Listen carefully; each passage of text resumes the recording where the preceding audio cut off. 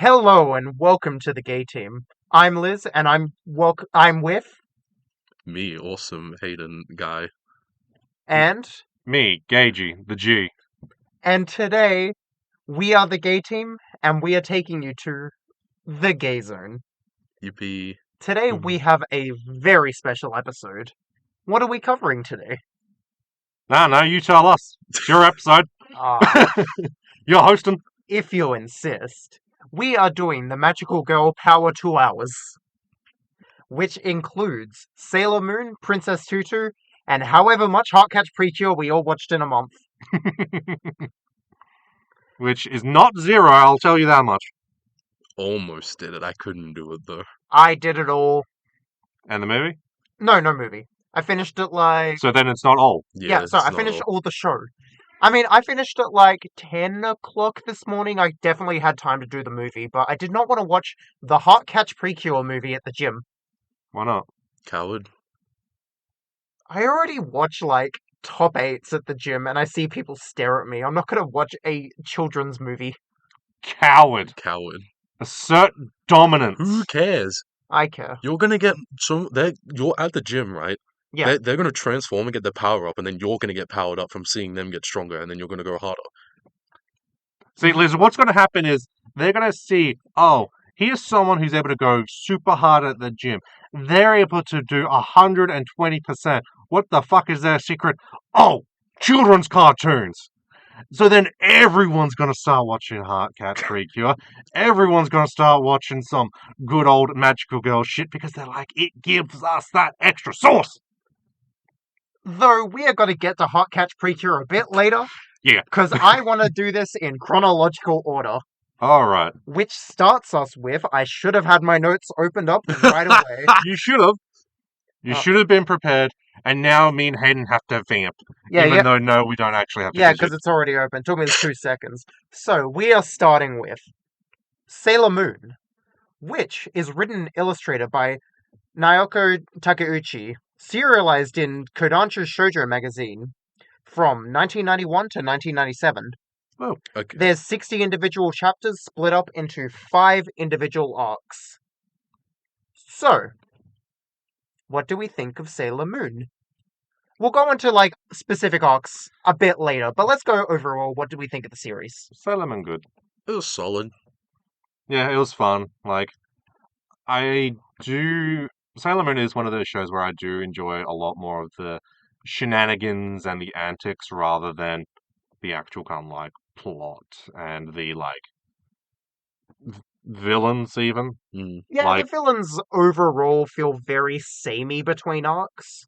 Yeah. I'd say only 2 of the main villains I felt were like, oh yeah, that's really sick. Yeah, because I think one of my, like, big things that stood out to me as I was nearing the ending was, like, each major arc feels structured the same. Yeah, like, they're having a fun time at school, some mysterious people show up. Oh no, people defeated. Yeah. We must go after them. Yeah. Beat the bad guy, have some slice of life at the end of the volume. Yeah. And, like, actually, no, Liz, you've got a moment, like, you know, oh yeah, people come to the school, bad guy's defeated, Tuxedo Mask gets brainwashed, and then we beat the bad guy. Every single time! Not my goat. That boy, like, out, like, as soon as, like, I want to say, like, a second, maybe third Sailor Guardian is there, boy becomes useless, becomes irrelevant. He is Piccolo. He is definitely the Piccolo of the squad. He is Not even! He aura farms more than he does shit. You say that, but, like, Piccolo has power at least. Piccolo has done shit. Yeah, Piccolo was relevant till a point. Tuxedo Mask was relevant for 5 chapters, maybe? And then he got brainwashed. Yeah. No, he was relevant 5 chapters. Irrelevant for, like, 20, or, like, 10. Gets brainwashed. Rinse and repeat. Here's the thing. Bro's like, what, 17, 18, hanging out with a bunch of 14-year-olds? Yeah. He shouldn't be relevant. No. He shouldn't be. So Sailor Moon sets up a very important trend amongst magical girl series, also known as problematic age gaps. Mm. Ah. Yeah, this 14-year-old is dating a man who's about to graduate high school. I was. You see him leave for university. Yeah, he literally goes to uni, While- and as they go into high school. Yeah, and like, she's like, "Oh, hey, are you all right?" And he's like, "Yeah, no, my mates have just been dragging me out to go drinking." Yeah, Which, okay, I gotta know. It's either one of two things. One is he's either underage drinking, or age of drinking in Japan is 20. yeah, it's 20. So, is he 20? He took a gap year, I guess. And fucking Sailor Moon is just entering high school? But he didn't take a gap year because he was in high school, Yeah, and then he instantly went into uni. I guess he's just a cool guy who underage drinks. Yeah, Yeah. maybe. But in that case, it's like, cool, he's like 18, 19, and she's like now, she's just on the cusp of 15. She turns 15. Yeah. Yeah. The 90s were a different time. Were they? I mean, they were, but like, Early 90s. I mean, like, it's a thing that, like, I've heard about a lot, and, like, even talking to, like, non-nerds at work, like, my female coworkers are going, like, yeah, no, female, like, driven, like, romance stories usually feature some form of problematic relationship. I mean, even then, Cardcaptor Sakura has that pretty bad as well. Yeah. So it's like, yeah, it's a consistent Why thing is amongst this the a genre. genre staple? Utena has it. Yeah, but I don't. Yeah, Utena does it in the way where it's literally it's fricked up. Yeah. The Cause difference he's like, between Akio and Tuxedo Mask is that we're not supposed to like Akio by the end of it. But also, Akio. It's I'll- very weird because Akio was like, this is a man in his 30s. yeah, because I was gonna say the gap is significantly bigger. Yeah, where it's like, okay, Tuxedo Mask and Sailor Moon, it's like, okay, you could say in the 90s an age gap like that is considered not as bad. Liz, the 90s weren't that long ago. It was like 30 years ago. Yeah, it was, but it's like, If And- Umineko taught me anything, If what? Umineko taught me anything. Okay, I wanted to make sure I heard A that right. 5-year age gap is alright. yeah, a 5-year age gap is fine. After a certain age, like, even, like, hey, like, you know what? I was pretty young in the 90s. I was born in the mid to late 90s. So, yeah, I wasn't that aware of the standards of everything in the 90s. But I want someone to tell us, hey, no, 5-year age gap between teenagers in the 90s, that was kosher. That was perfectly fine. It wasn't a shoujo magazine, though. Yeah, Surely the editor would have told them, no. the amount of shit that gets, like, flies in, like, Yeah, I know. shoujo and shonen manga. I'm just fucking with you guys. Yeah, the age gap is wrong. Yeah. They try to, in later Sailor Moon stuff, they try to make the age gap a bit less weird. Hmm. Try to bring him down a bit. Yeah, But it's kind of intrinsic that he's older than her. yeah. Yeah. And then, like, that he also graduates high school and is an adult as she's trying to enter high school. Yeah, he lives on his own. Yeah. And she constantly stays over and spends the night there. Thankfully, they have the weird little gremlins staying with them to stop them from anything bad happening. Yeah, thankfully they have the baby. Yeah, because it already happened technically. Just not yet. Yeah. Although the baby is introduces a different weirdness. Yeah, no, I had the. Why does the baby want to fuck her dad? Yeah, why does... then eventually the baby gets a horse to fuck, so... Yeah. I guess that's better. And like when she's when she's like wanting like being interested in the horse, she's like, I feel like a adulterous tart because I'm betraying my true love, Tuxedo Mask, and it's just like, That's your father. that's your dad. You know it's your dad. Yeah. Yeah, you know that he's your father, and like you've known your father for 900 years. Like, it's not like who her dad is a mystery to She's her. 900. Yeah, she's like 906 or some shit. Yeah. Grow the fuck up. She's trying. That's her whole character arc. Okay, so here's some information about Sailor Moon. So in 91, when Takeuchi was working on what was going to become Sailor Moon, it was originally just called Sailor V, where Mm. Sailor Venus was concepted first and was going to be the protagonist. Mm. she discussed this further with her editor, who wanted to add more themes of like superhero stuff, Sailor Fuku, stuff like that. Yeah. Which then developed into Sailor Moon itself. Mm. So, yeah, stuff like that is what built on Sailor Moon. It was originally going to be a one-person thing, then it turned into A team. a team thing based on Sentai, essentially. Yeah. I'm gonna assume then, like, that bit at the start with Sailor V-chan was, like, just a callback then. Yeah, Yeah. it is. That's fun. Yeah, like, I feel like that's probably why Sailor V as an identity and an idea is so much more developed in this world. Hmm. Because it's like, well, that was kind of what it was going to be. Yeah. So I'm not going to just throw all this work out. Hmm. Yeah, so also like Super Sentai, it's 91, which I think Jetman just came out, which revitalized Super Sentai at the time. Oh, yeah. Hmm. So that definitely was brought forward in her mind. So, like, we Hmm. need a team. Yeah, Okay. We need to gather some teenagers with attitude. Hmm. not really attitude, but like, Yeah, but that's what they say at the start of Mighty Morphin Power Rangers. so we're in 1991. The first arc of Sailor Moon starts. Well, The Dark Kingdom arc Hmm. is the first story arc in Sailor Moon. It focuses on the formation of the Sailor Guardians and their battle against the Dark Kingdom, led by Queen Beryl. You got plot synopsis? Yeah, because I needed to remember what the first arc was. Okay, damn. So, what did we think of the first arc? First volume, we're introduced to the Sailor Scouts. Second volume, where all the conflict happens. Yeah, I was like, the first... By the way, we read the Eternal Edition. Eternal Editions, which put like 3 volumes into one. Yeah. Okay. So when we say it's 1 volume, 2 volume, they basically split the arcs into 2 of the Eternal volumes are 1 arc. So it's like Yeah. the Berserk big volumes? Yeah, it's essentially the Berserk big volumes. Okay, that's cool. So what did we think of the Dark Kingdom arc? I mean, It was chill. It's it very was foundational. solid. Yeah, I'm reading it and I'm like, this is the start. Hmm. Like, Like we're introduced to Usagi, she's a crybaby.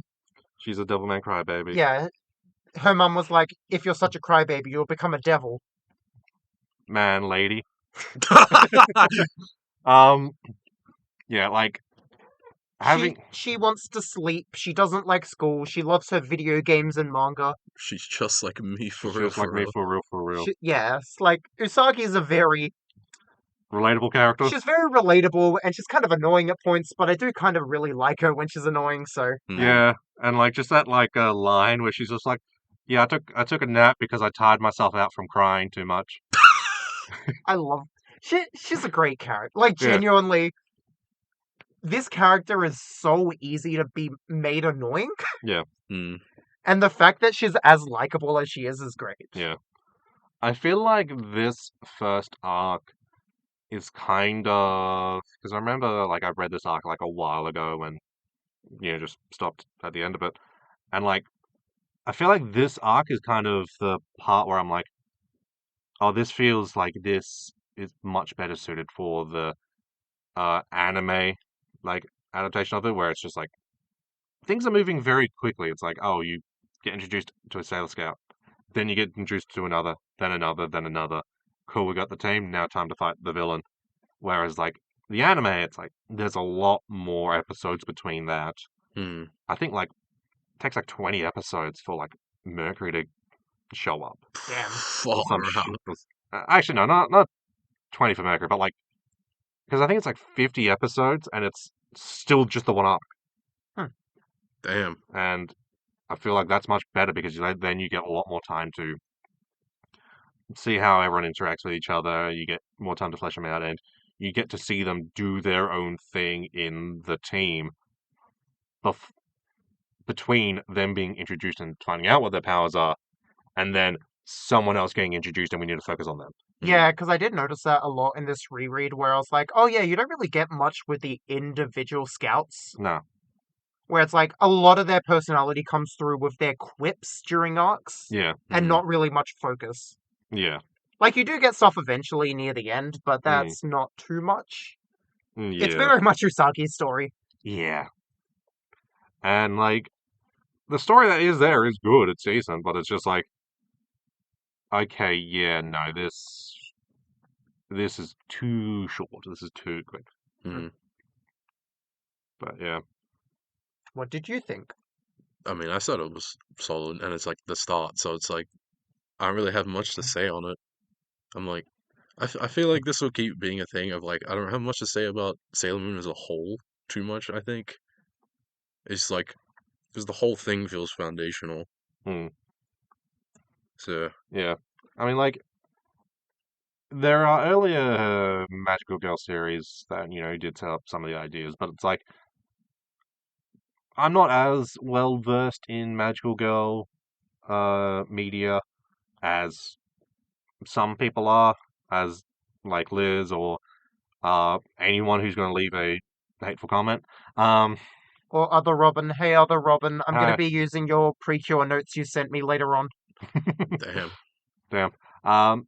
But like my understanding of it is that like, because you've seen the Arno Cutie Honey movie, Mhm. and like from my understanding, it's like that's kind of what a lot of Magical Girl stuff was. It was just like the solo hero, basically just doing tokusatsu stuff, Hmm. and then Sailor Moon was like kind of had the team, and the part that I always kind of heard about was like with especially with the anime, the kind of like long transformation sequence, Yeah, which funnily enough then fed back into like tokusatsu. Yeah, yeah. Because I guess I can say that I was expecting the transformations to be longer from what I had like from cultural osmosis Hmm. gotten from seeing bits of like Sailor Moon transforming. Yeah, Whereas in the manga, it's literally just like 2 panels. yeah. Yeah. Because you see, Hayden, it's for the anime. They needed something they can constantly use to pad out the episode runtime without animating anything new. Yeah. like in Heartcatch Precure, but we'll get to that later. We'll get to that later. So, we are introduced to we'll say the main 5 Sailor Scouts. Yeah. So we got Sailor Moon, of course. Hmm. We got Mercury, Mars, Jupiter, and Venus. Yeah. Out of our first 5, who's our favorite? Hayden. Okay, so it's like I don't feel strongly towards because I feel like we don't see enough of them doing their own Mhm. thing. So I feel the same way about all of them pretty much. But if I had to pick one, then it would be Mars. I fucking called it. You did. Out of the original 5, Jupiter. Yeah, same. Yeah, I like that she's the tough one. Yeah, Jupiter is like the next one. Yeah, They're fun characters. They serve their purpose well. yeah. You got your brains, you got your beauty, you got your brawn, you got your secondary leader with Venus. Yeah. Mm. Yeah, They fit the Sentai archetype. which, hey, that's cool, that's fun. And unfortunately, yeah, in the manga, they are just the archetype and not much else. Mm. Yeah. Until, like, a little bit later they get more, but Do you know the most important thing I forgot to bring up about Sailor Moon? what? The cats? The cats? The cats? Sure. You don't like the cats? The cats. I was like, I was trying to remember their names. I remember their names now. We got Luna, Yeah, and we got... Artemis, Yeah. and then the other one. I forgot. Hold up. Let's see, does he remember it? Can he pull it out? This is riveting action here. Trying to narrate a man thinking. I He's don't think struggling. I could pull it out. His face is turning red, trying to like focus. It's turning red. I don't think I can pull it out. I'm blinking. Diana? Diana, yeah. Yes, it's Diana. Yeah, that's right. Yeah, I like the shot of Luna on the computer. Yeah, you've posted that multiple times now. It's really funny. Yeah. That cat reads the newspaper every morning. He's smarter than Usagi. Yeah. Yeah. One of the speaking of the cat, there's an interaction they have with Luna that made me just go, no, this is bullshit. I've seen this in other things, but I'm like, I hate it every single time. Where it's just like, hey, Luna, explain like everything that's going on. Explain what everything is. Why haven't you told us? Oh, I didn't think if I told you, I don't think you would believe me. Says the talking cat. Yeah. Motherfucker, if you're this far in, if you're this deep into it, any deeper is not that much of a stretch. Yeah. Got over the first hurdle. That first hurdle is like the only difficult part. You're already there. Yeah. Just give me the rest. Yeah. Fuck off. But yeah, Luna's a cool cat. Luna's a Artemis cool is also a pretty cool cat. Yeah.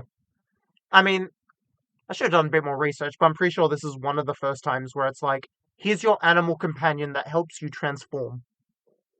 Where it's not like the cats are helping them transform, Well, it but doesn't the cat, help, but it teaches them how to yeah, transform. the cat is there. Where it becomes later on, your companion is what turns you. Like the vessel. Yeah, Yeah. where you see that in Heartcatch Precure. Which we'll get to later. Yeah, Yeah. But yeah. Also, I do like. Again, this is still later. I do like the moment where I'm just like, I think someone just wanted to draw more designs and turn the cats human for a bit. yeah. If we're gonna bring that up, I'll bring up the bit of the filming. When the cat wants to fuck the guy. Yeah, Yeah. why the cat fall in love with the human man? I've already experienced this once. I didn't like with Persona 5. I don't want to see another cat want to bang a human. I don't like that. The 90s were a different time. Persona Except- 5 was not yeah, except 90s. apparently no. Persona 5, my favorite 90s game. Yeah. Well, moving on. We are entering the Black Moon arc, which is the second story arc in Sailor Moon, which focuses on the appearance of a mysterious girl from the future, as well as the Sailor Guardians' battle against the Black Moon clan, led by Wise Man. Well, Wiseman. In this arc, we are introduced to my favorite character in the manga, Sailor Chibi Moon. Yeah. What do we think of this arc? Why is there time travel? And like they go to it so early. Yeah, I'm like, oh, we're on time travel now? Yeah, now's the time for time travel. Not later? Nah. It's now? We do space travel later, time travel now. You should do space travel first and then you do time travel. Yeah. But then we won't get Daughter from the future. Daughter from the future so early. And I love Chibi Moon because she's like the second most developed character in this fucking manga. Yeah. And her first appearance is knocking Sailor Moon on the head and then pulling out a piece. Yeah. I forgot she had a gun. Yeah. So it's like, yeah, this arc is very much, oh my god, there's this stupid child hanging around us. What's her deal? Hmm. Then we go to the future and we're like, oh no, Future bad. what happened to the future? Yeah. And then we figure out who the stupid child is. I will admit, I do like Chibi Moon or Chibi Usa or Chibi USA as some people used to think. I love Chibi Is that USA. what they said? Well, because back in the day, it's like sometimes like people you would see like scans or like, oh hey, this game got brought over early, but we're not that far into the anime yet because it's being dubbed and released very slowly. Hmm. So people would just see like this scan of this like kid character and it's just named Chibi and then it's just written USA. Hmm. They don't know it's supposed to be Usa because hey, Usagi's not called Usagi in the English version. Ah. What is she called? Is she called like Sarah or something like that? She has some white name. Chibi Sarah. Like yeah, no, it's just like they're all given like white names. Yeah. And so they see that and they're like, well, I don't know what this is supposed to be. Chibi USA? I guess that could be it. Yeah, so Chibi USA is my favorite character in this manga. She goes on an adventure, she becomes evil, they go to her heart, make her better, Yeah. and then they reveal at the end that, so at the end of the first arc, we find out that Sailor Moon Usagi is secretly Serenity. Hmm. And it's like, oh my god, she's the big important woman. Yeah. What we gotta do? And then we find out, yeah, 1,000 years in the future, she doesn't change. No. They stopped growing. She sends her... She dumps her daughter on herself. Yeah. She's like, I think that's one of the funniest fucking That panels is in the pretty manga. funny thinking about it, yeah. it's like, oh, she seems like so much more like, mature and like, grown up. And then it's just like, hey, I don't want to deal with my kid for a little bit. You take care of her. Me. It's like, fuck. This is the endless cycle of spite. Yeah, I was gonna say, because when she gets up to there, it's like, hey, now it's my turn. Yeah. Honestly, yeah, at this point it's probably spite. Yeah. No, it's you know what it probably is. It's probably a Sailor Moon just going, oh yeah, shit. I guess this is when I'm supposed to give my daughter to myself. Oh, that's gonna be really funny. In the arc, we are also introduced to Sailor Pluto. Yeah. And then we have a big theme in Sailor Moon, which is fake out deaths. Yeah. Everyone dies. Yeah. Happens in the first arc, everyone dies saving Sailor Moon, and then Sailor Moon uses their energy to defeat the Queen. And then I everyone must gets have better. forgot about that. Then everyone gets better. Yeah. Okay. In this arc, Sailor Pluto dies stopping time to save Sailor Moon. Mm, Makes Chibiusa remember herself. yeah. And then just like we've mentioned it briefly before, but I'm still annoyed that in this arc it's like cool. Chibiusa brainwashes Tuxedo Mask to be in love with her. That is every part of this manga that I hate in just one scene, I in one bit.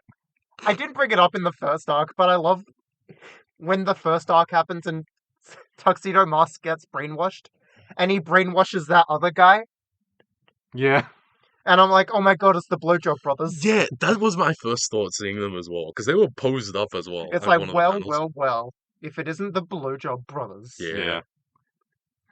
Those two just had really good, stupid Team Rocket energy. Yeah. And I wish they were evil together longer. Yeah. But nah, I mean the arcade lost relevance and everything but Tuxedo Mask lost relevance after like in like the real world lost relevance. So yeah, because we have other things to worry about. But yeah, the time travel arc, it was. It's good. I'm trying to remember what happened because I can remember the ending. Yeah, they go to the future. Yeah, They meet Tuxedo Mask from the future. yeah. He's like, shit's fucked. I'm a hologram. Yeah, they go back to the past. And then Chibiusa goes to the future, gets lost, becomes evil. Yeah, grows up. Bad things happen, and then they go no. And then they stop her. Yeah. And then Queen Serenity comes in and is like, good job, Usagi. I wanted to see myself before you left. Yeah. But we can't look for too long or we will explode and die. And then it's like, okay, cool. Now, Sailor Moon, Tuxedo Mask, we can finally be alone together again. Oh, fuck! Okay, that panel is really funny though. No, it is. Because they're like, oh no, we're gonna miss this stupid child.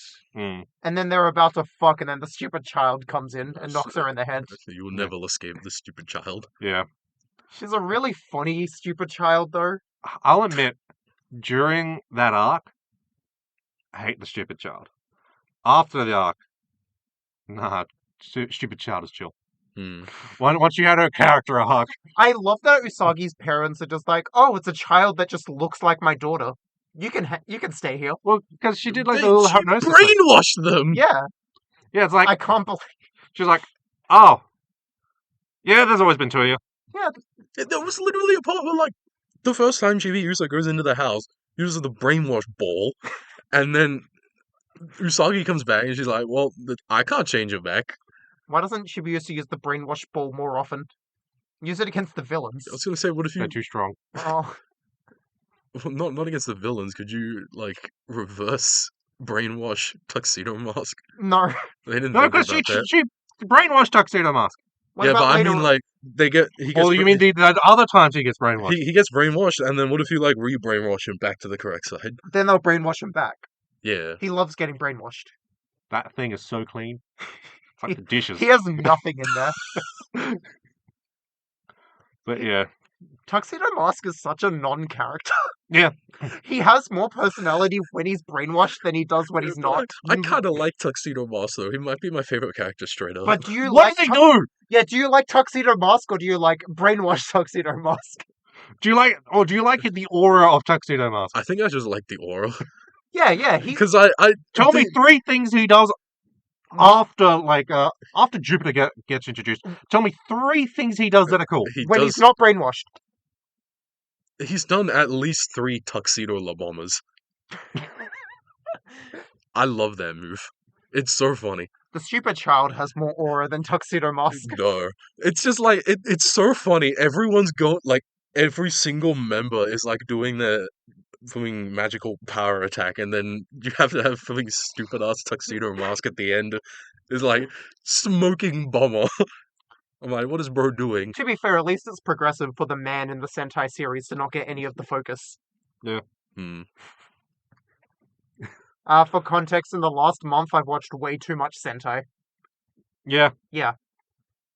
You've started, what, 3? And finished 1? Way more than 3. I have not finished one yet. I thought you finished Dawn Brothers. I'm finishing Dawn Brothers on Monday. Have you watched... You've watched all the episodes of the show, though, but you're still just watching the movies, or...? No, I have 5 episodes left. Ah. I have started King Ozha, Pat Ranger vs. Lupin Ranger, Shinkenja, Dawn Brothers. And you're already watching Gozuja. I'm watching Gozuja, and I currently have Jetman being downloaded. We can watch 1 episode of Mighty Morphin Power Rangers.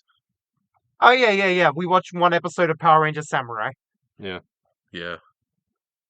So, I'm ready for the Sailor Moon discussion. I know all the Sentai tropes from Reiwa era series.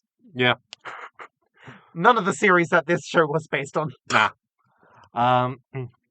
But yeah. Yeah, Black Moon arc. It's good. It's fine. Well, the next arc, though, is the Death Busters arc.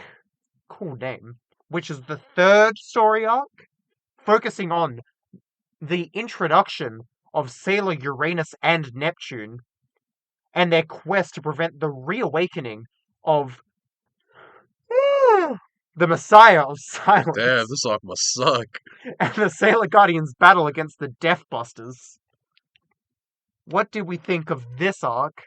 This is the one with the Dark Carnival, isn't it? No, that's the next one. Yeah, I was is it? thinking. I was trying to remember. This if is the was one with the gay people. Yeah, I know it's the one Yeah. with the gay people, but I forgot where, like... Yeah, but did the gay people go to the Dark Carnival? Yes. That's what we're trying to They- remember. Yeah, but they go later. Yeah. Go later. Because in this arc, we're introduced to the two gay characters. Maybe 3. Saturn seems to have a thing going with Chibi Moon, but I'm not gonna... I don't want to pay that one. Yeah, Like... but let's go with the canon couple. Because also, like, then... I thought you were gonna go, like... I mean, yeah. Like, I thought you were gonna talk about, like, how, like, Pluto kind of, like, is paired up with the other... Yeah. and, like- They have a polycule. Yeah, Yeah, they have, like, Yeah. like, they all have, like, the they wedding ring. literally are married. Yeah. And they are raising a daughter together. But Yeah. that's in the Dark Carnival arc. I- And then Venus and Mars have profess their love for each other in the last arc. Yeah. But that's not now. Now Yeah. we're in the Death Busters arc, where we're introduced to these 2 mysterious women, Haruka and Michiru, who go to this prestigious private school where some shit is going on. So you say 2 mysterious women, but we thought that Sorry, 1 mysterious man and 1 mysterious woman. Then we find out the mysterious man is both a man and a woman. Yeah. that's kind of hype. So what did we think of the Death Busters arc? I didn't realize it was called that. Like, are they busting death as in, like, I mean, they're Sailor stopping death? Or is it, like, they are arresting death, like, you know, getting busted for a crime? they're Ghostbusters, but Okay, death. fair. But yeah, what do we think of this arc? It's another arc. I really like this one. The fact that I forgot who the villain was. It was Saturn. Yeah, I mean, like, yes, I know Saturn's not the main overarching... Yeah, but Villain. Saturn is like the personal conflict. Saturn's there! You were close. I knew what I was doing. Shush. Like, I knew Saturn was there. Probably edging it. Stop edging the table. No! I'll edge all I want to. You can't stop me. You're not my dad. But yeah, Saturn is there. Saturn is there. I don't remember the villain. The villains in Sailor Moon, honestly, kind of weak. Yeah. The emotional through-line villains like Chibi Moon in the last arc, Saturn in this arc, Yeah, they're what's the stronger part. Tuxedo Mask and all the other arcs. yeah. My goat.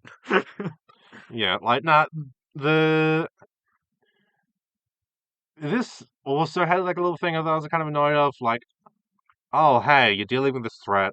We're also fighting the kind of off the dregs of it, like the parts that are kind of coming out. Hey, we'll help you out and kind of hone in on the actual threat. Let's all work as a team. No, this is our responsibility. We're going to do it. Fuck off! Yes, Stop being a bitch! fuck off, but also they do have so much swag always showing up in helicopters. Yes, they have swagger. They do have that fucking aura going. But like, oh yeah, we're doing a lot of work to kind of fight this evil. Do you want help? No. Shut up.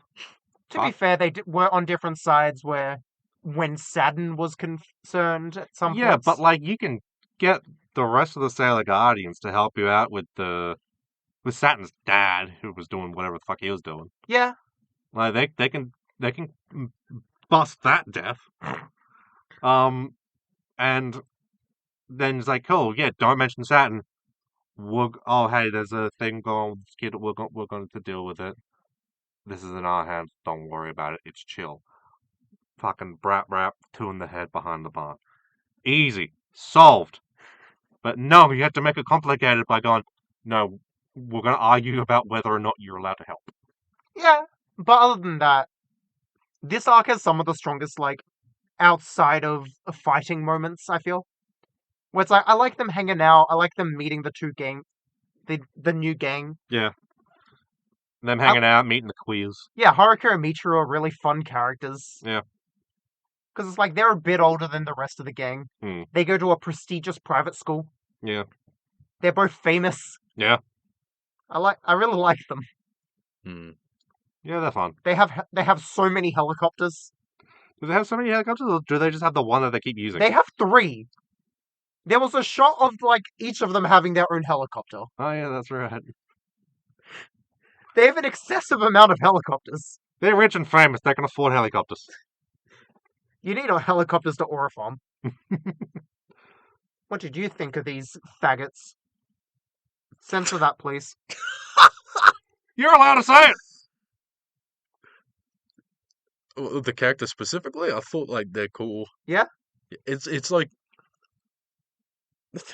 especially from now, where like this bit is the part where I'm like, oh, I need to hurry up.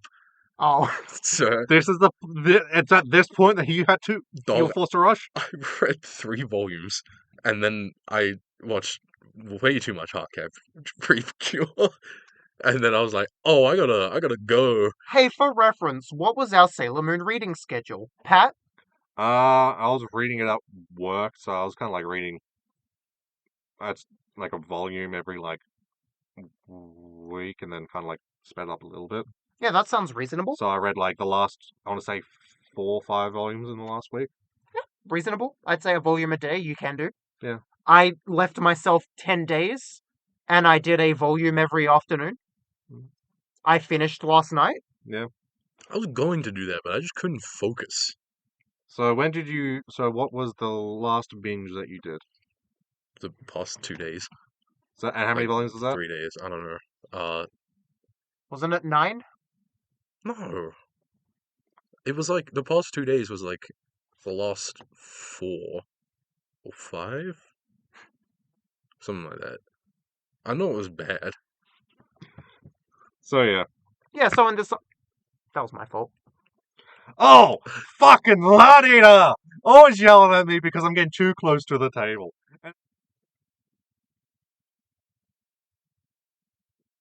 People, turn that back up.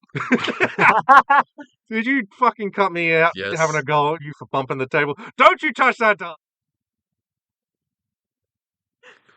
God, I love this new board. It's so much easier to mute everyone. Fuck you.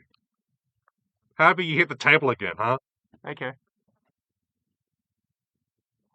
Cheeky Cheetah. fuck.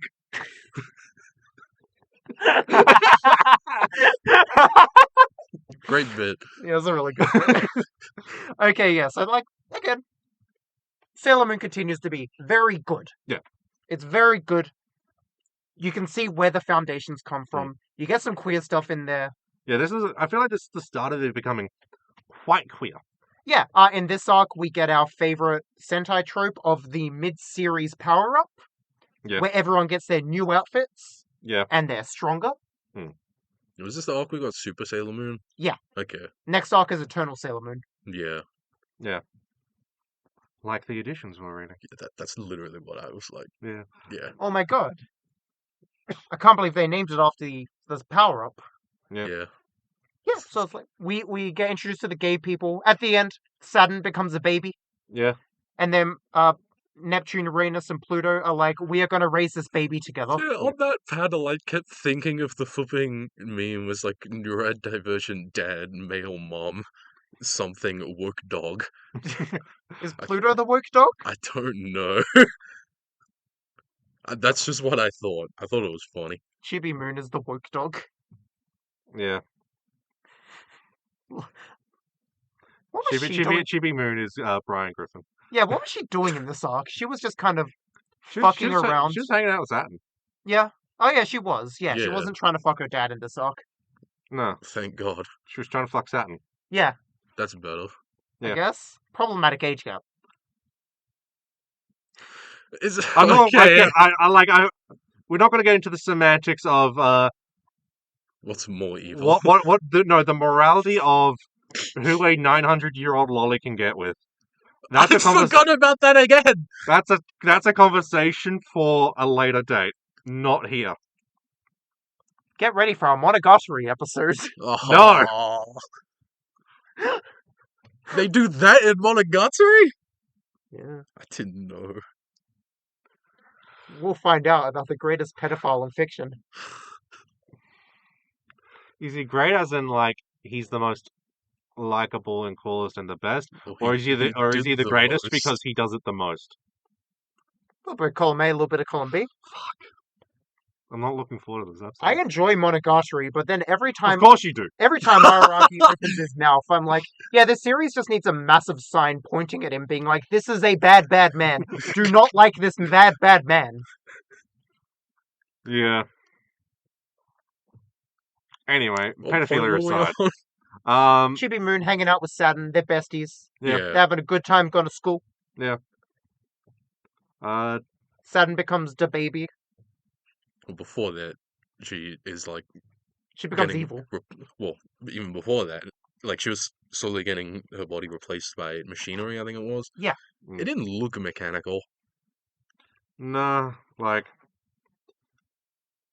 it didn't look mechanical. Like it just kind of looked weird. Like I wasn't really sure. Because when I What was first going on? saw it, I thought it was like they're replacing it with like because the doctor dude was already like in cahoots with the evil guy. Yeah. Yeah. So I thought it was like evil guy energy or something, but no, they just said it was like supposed to be machine. I assume machines were a bit too hard, a bit too detailed. Yeah. They're very human-looking machine parts. I think also just like, oh hey, it's a kind of like magical machinery kind Yeah. of thing.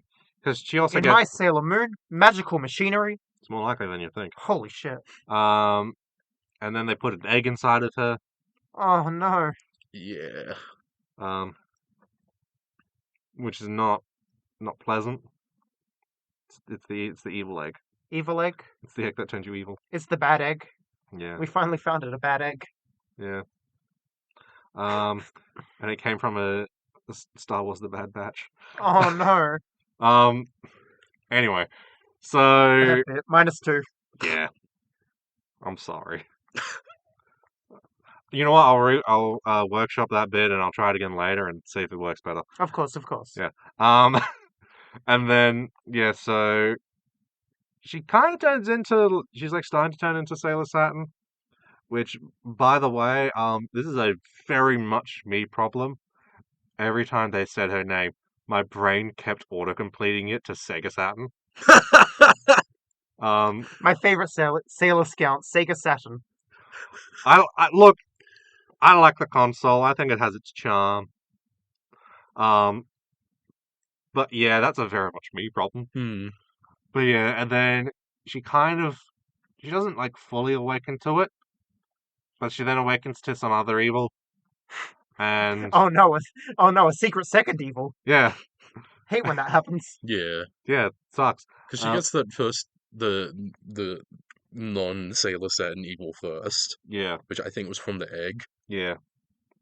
And then the Sailor Saturn evil was kind of like helping her push through and fight that evil. Hmm.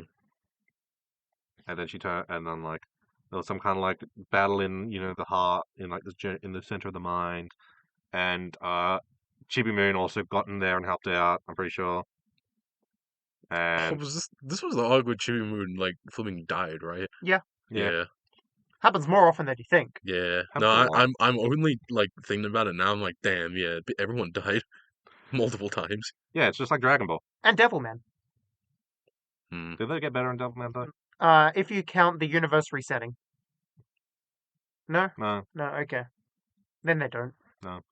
Um, Akira goes to hell. yeah, It's canon. He goes to hell after he dies. Damn, the devil went to hell.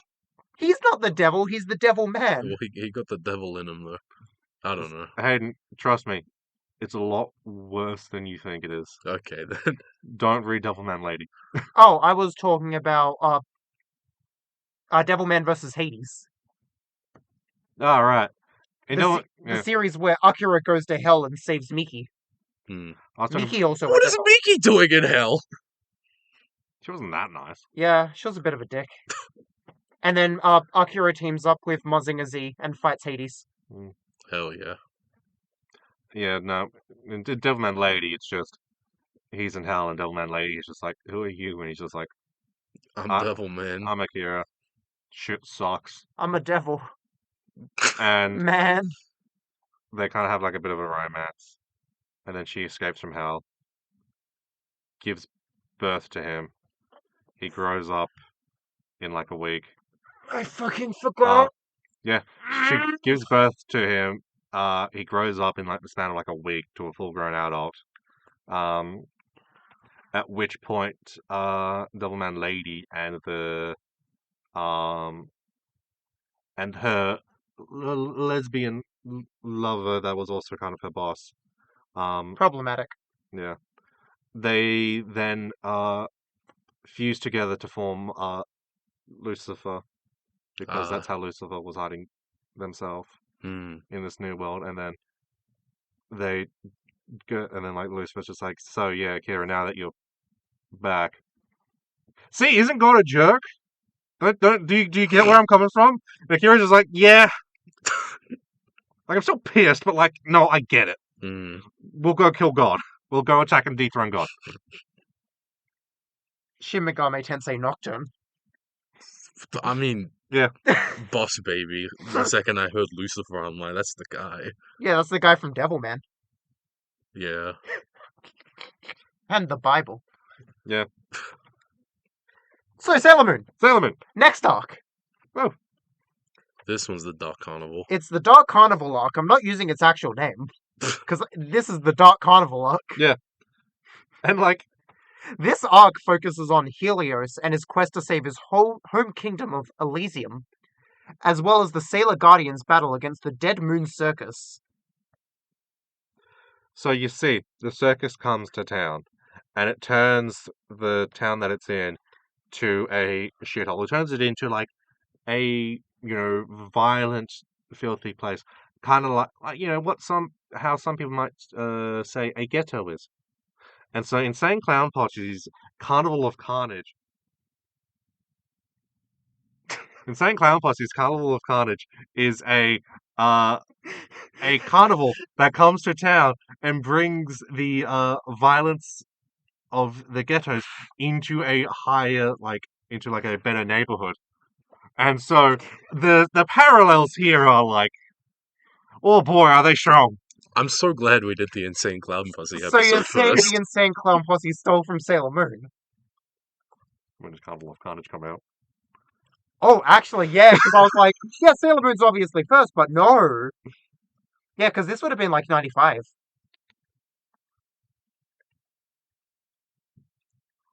Carnival of Carnage. 1992! Holy shit! Sailor Moon stole from ICP! Yeah, Holy moly. it's canon. Takeuchi apparently is a juggler. Good for her. Yeah, good. She's down with the clown. You're the one who first pointed out Yeah, that. I'm the one who made the joke. I'm the one who made the joke. I know. You don't have to tell me. This is your fault, Liz. I think it's really funny. Yeah. So in the Dark Carnival, the Sailor Scouts go to the Dark Carnival. Bad stuff happens at the carnival. Whoa, who would have thought? Whoa. We have a chapter with the gay polycule living on a lighthouse. Yeah. There was a lighthouse? Pretty sure I thought it was just some random ass house. it was on the ocean. Yeah, I thought it was just like a house. Yeah, it was a big house. Yeah. Yeah, they're raising their daughters together. Mm. Nothing gay's going on in that house. I think only gay things are happening in that Yeah, house. many gay things are going on in that That's house. just a gay house. Yeah, Chibi Moon, she befriends a horse. Yeah. The horse is a man. Yeah. And the cats become human. Yeah. Sadly. Yeah. You don't like when the cats become human? Okay, well, when all the cats become human and the cats stick to themselves, that's okay. But the cat becoming human because they wanted to fuck a man. I didn't like that. You don't like that? No, I didn't Why like. not? No, No? I'm Persona not. 5. I'm not. Yeah, Yeah, you got bad flashbacks to Morgana. yeah. Yeah. Fuck that cat. Honestly, this arc didn't really stand out much for me. It felt very standard. Yeah. Like, oh, there's a carnival in town. Yeah, this Shit happens. Yeah. it's very much like I don't want to say a filler arc, but like Didn't help that these were the longest volumes. yeah. Oh, are these both the 400s? Yeah. Oh my god. Because like I feel like this is the time where we do get more insight to everyone's personality. Yeah, we get a lot of character moments. But like what happens in the arc?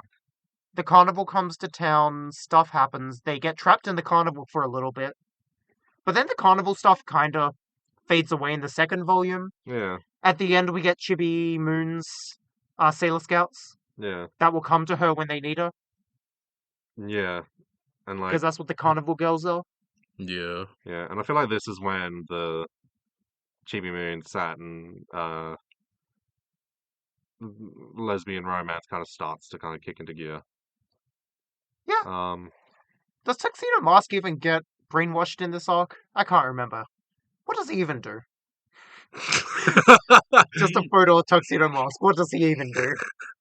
I'm pretty sure he does get brainwashed, but I forget what he does. Was this the arc where he got the black stuff in his lungs? That's the next. No, yes, this is. This is. Yeah, so no, he, you know, there's no. So he doesn't get brainwashed. He dies. Yeah, he doesn't get brainwashed. He gets written dies. off. No, he just gets fucking lung cancer. Boy's been smoking too much. Whoops. He's a 40-year-old man who's about to graduate high school. Yeah, with his teenage lover. Darn. It was the 90s. That doesn't help. That doesn't help. That doesn't mean anything. Shut your fucking mouth. The 90s. You can't just explain everything. It was the 90s. Yes, I can. No, you can't. No, you can't. But yeah, it's like he got lung cancer. Yeah. He was in bed the entire arc. Yeah. Sleepy boy. Chibi Moon gets to become more of a leader. At the end, she becomes a fully fledged Sailor Guardian. Yeah. So she's able to go back to the future. Like the movie. Yeah. Yeah, I don't like all the shots of like, oh yeah, you know, here's Sailor Moon and Tuxedo Mask like in bed with their daughter, and like you know between them, because I'm like, that's just a bed full of children and a grown man. This is weird. Oh, I don't like this. Yeah. Oh yeah, I thought you were about to be like, no, they're gonna crush the baby accidentally in their sleep. I mean, there's that, Yeah, don't do that. but like, it's like, yeah, he's like a guy who's like 19 with his 14/15-year-old girlfriend and their child. Their 10-year-old child? Essentially 10-year-old child? Kinda. I'm going to assume it's running on that thing of like, oh, 900, so 9. Oh yeah, yeah. Hmm. I could believe that. Yeah. They enroll her into primary school, which Yeah, I don't remember if they say what grade. I'll believe 9. Yeah. I would assume like 7 or 8, but yeah. Stupid child is a stupid child, so Yeah. yeah, this arc was fine. Hmm. Let's move on to the next one, Yeah.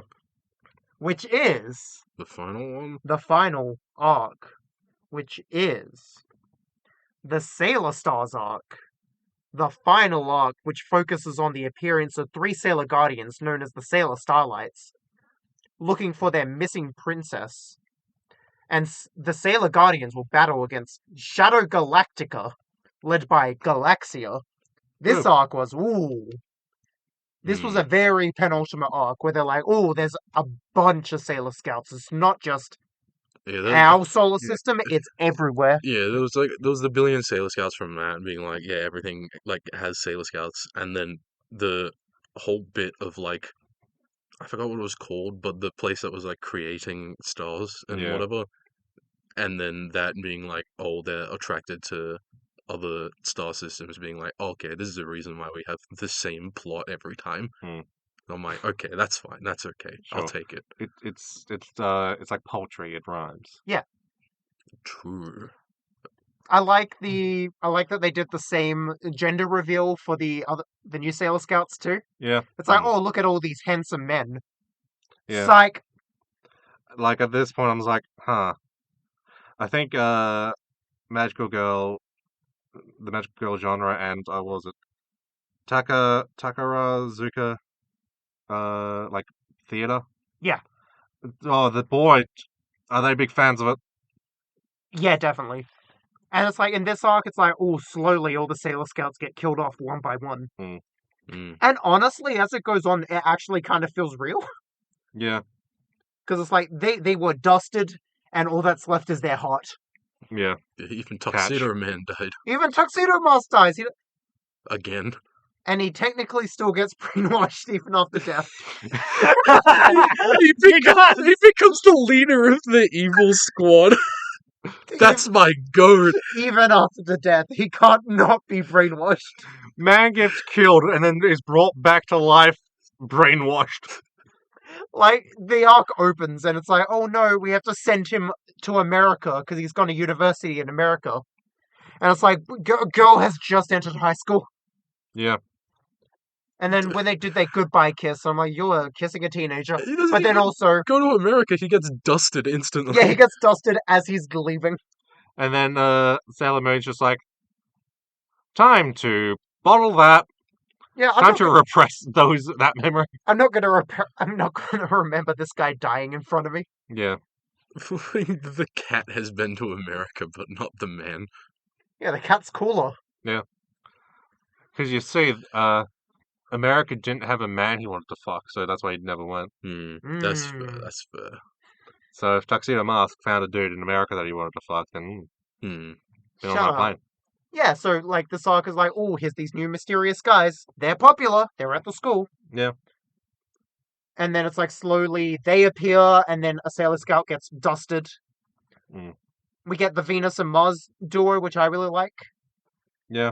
Because at the end of Volume 7, we got the entrance exam arc. Yeah. Yeah, and it's like, I liked the little Venus and Mars thing they had there. Yeah, that's also the one where it has like a little side chapter of Venus like disguising herself as like one of Mars's classmates and going to her school. Yeah. Like just that was fun. The amount of Venus stuff we got in like the last few volumes. Yeah, because they're like, fuck, we haven't used her. Yeah, it's like she's a really fun character. She's meant to be the lieutenant. Yeah. She's meant to be the leader. Yeah. No, she's meant to be the leader until, Serenity. They say that she's still the leader, technically. She's the leader of the Sailor Scouts. Yeah. But they all answer to Sailor Moon. Yeah. Who is above that. Yeah, that's fair. Yeah. Okay.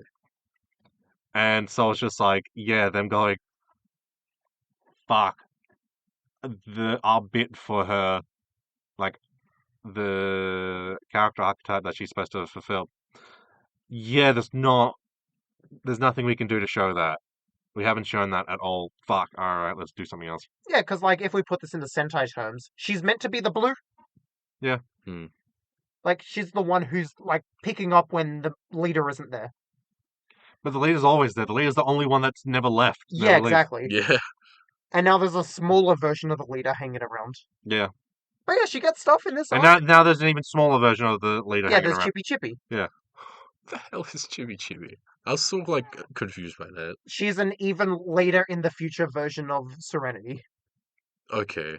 Yeah. who gave up on fighting to go back into the past. Okay. Yeah. Not as cool as our stupid child, Yeah. because the stupid Chibi would never hold a gun. Just like it's- Chibi Chibi might act. No, Chibi Chibi would hold a gun and accidentally fire it.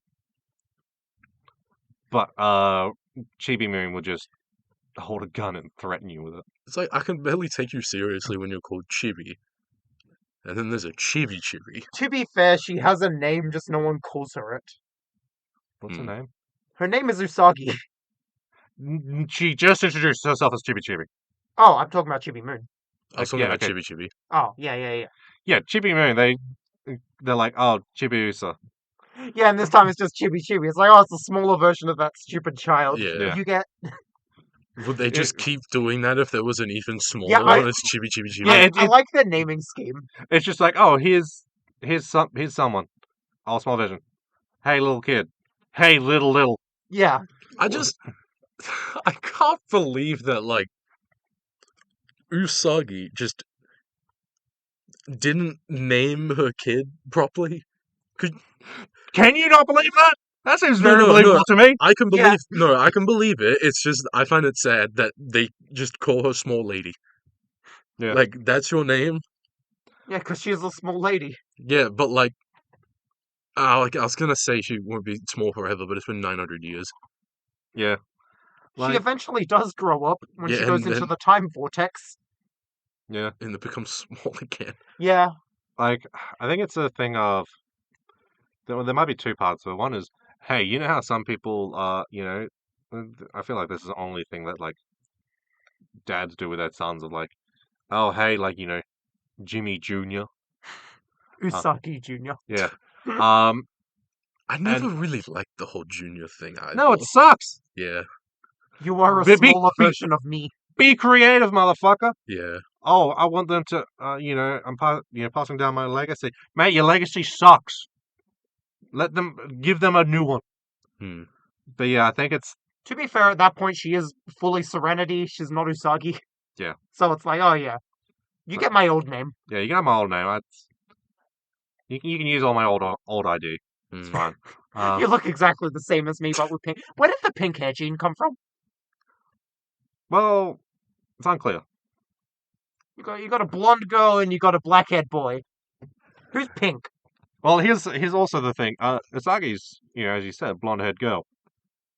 Seems to be fully Japanese, so I wonder where the blonde hair gene is coming from. Yeah, you know what? Maybe her natural hair color was pink, Maybe. I mean, like, and she's bleached it. I mean, like some of.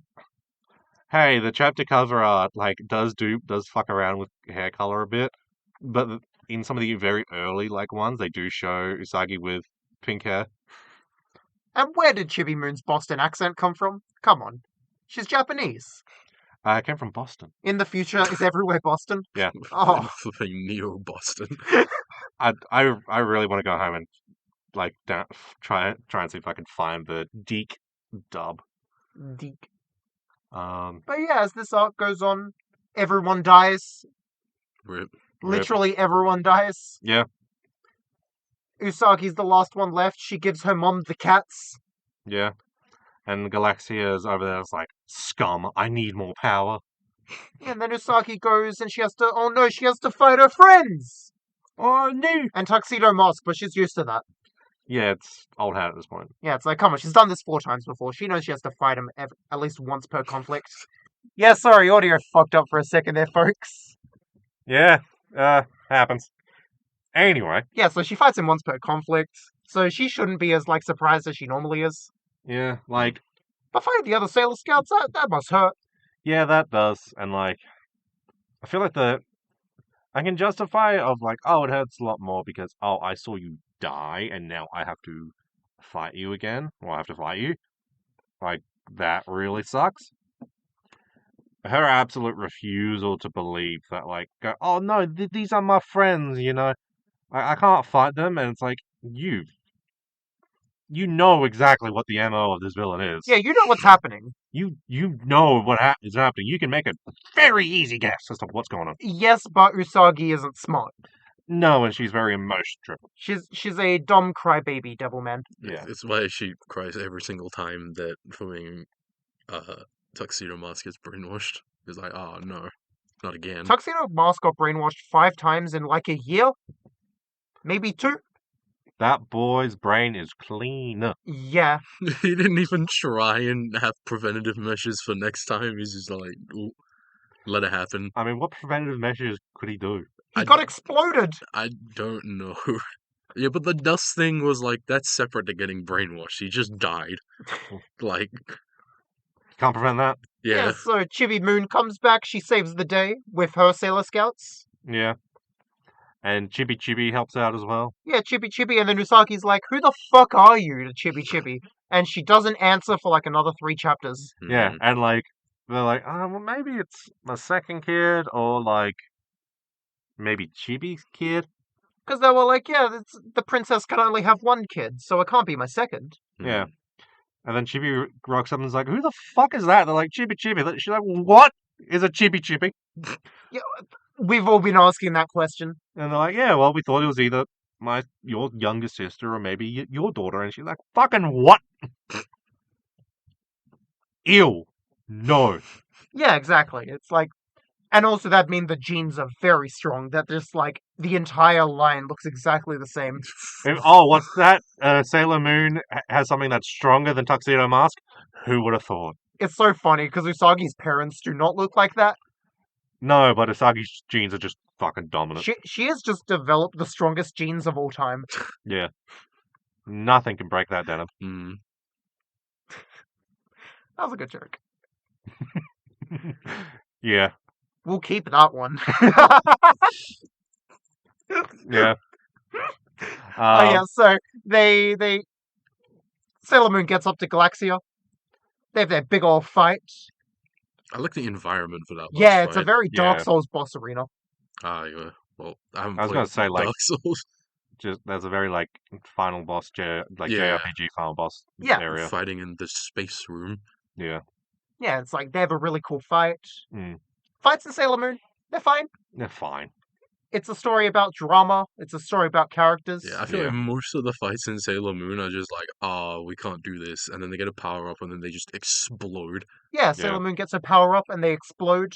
Hmm. Doesn't Chibi jump into the furnace? Someone jumps into the furnace. Sailor Moon jumps in because everyone's dead. Doesn't Chibi jump into the furnace? No, I think Chibi's outside of it and is then telling. Actually, no, I think Chibi Moon's alive because Chibi's. I don't think Chibi doesn't talk, doesn't reveal herself and then talk to Sailor Moon. She only talks to Chibi Moon. Usagi will never find out. Usagi doesn't know what actually Chibi is. It's Yeah, really funny. But yeah, they destroy the fountain. Everyone gets back to normal Yeah, because Sailor Moon gets a new and improved power up. yeah, You can buy the toy now. yeah. Hmm. And then, Sailor Moon, she marries her 5-year older than her boyfriend. Hopefully at a point in time where Hopefully the age gap is fine. Yeah, he's 26, she's 21. Yeah. And and it ends, and then there's 2 bonus chapters? Yeah, they're just having a fun time. Yeah. The Sailor Moon Kids chapter took me a minute to go, hang on, is this canon or not canon? Don't think it is. Yeah, I don't think many of these are. Well, I thought all the ones except for the Sailor Moon Kids one is canon.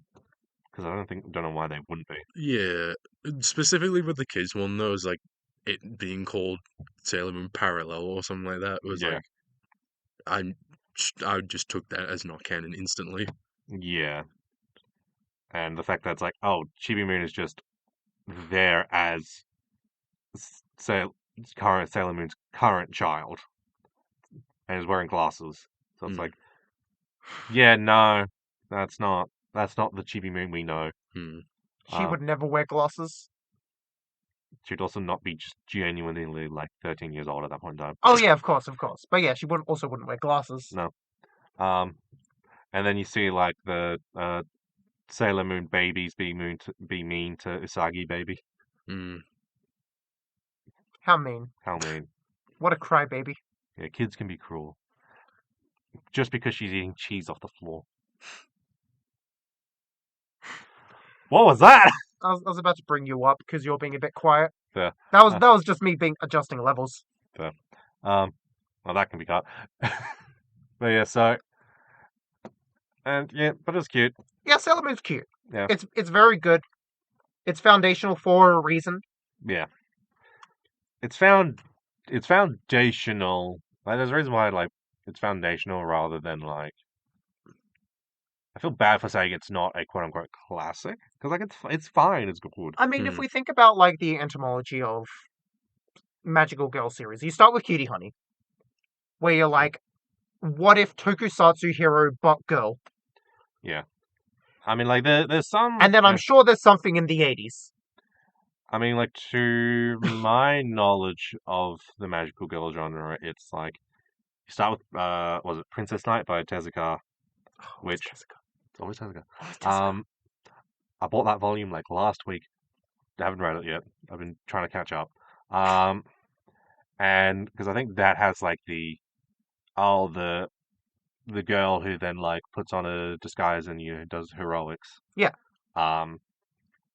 Then I think there's some other stuff of like, oh yeah, here's like witches as like main characters, and I think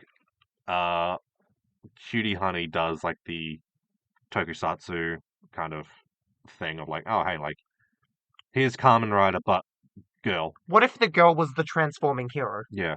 Hmm. And then they were told, hey, go Nagai. Cutie Honey's actually going to be in a later time slot, and he's like, okay, what if there was titties? Like, unironically, it's like, okay, this is what we've done. Oh, we're getting a later time slot? Cool, her transformation is all of her clothes explode off. Let's go. Let's get some TNA in there. And yeah, I'm sure there's something in the 80s. I mean, there was, like... Creamy Mammy and Minky Momo that were around. Those sound fake as hell. No, I'll believe that they're real. No, Minky Momo is the one that I posted a clip of it in. Oh, it's the one where she dies? It's the one where like she gets like run over by a toy truck because the toy company that was funding the anime just decided to cut their funding, and so they're like, fine, fuck it, we'll kill her. She gets hit by a truck, and then it just cuts to her funeral. And she's just dead. Rip to a real one. Yeah. Yeah, and then you have Sailor Moon. Yeah, and then you have Sailor Moon. And then after Sailor Moon, you get Cardcaptor Sakura. Uchino doesn't happen that much later. When was it? No, isn't that also like that's like late 90s as well? Uchino's 97, I'm pretty sure. Yeah, so that's like 2 years after the Sailor Moon manga finishes. Same year.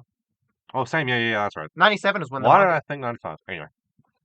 Yeah, same year Sailor Moon ends. Yeah. They're playing with tropes that is introduced in Sailor Moon. Yeah. And then you enter the 2000s. Precure starts early-ish 2000s. Does it? I'm pretty sure. That was like 2006. I'm not a Precure expert. You talked to me, one. Yeah, I will get my notes up because I had when Precure started as a series in my notes. Yeah. Because I thought it was like mid 2000s, but like still, it's like that's still 2004. 2004. Okay. I am Precure. Yeah, so it's like Princess Tutu is also around that time. Child.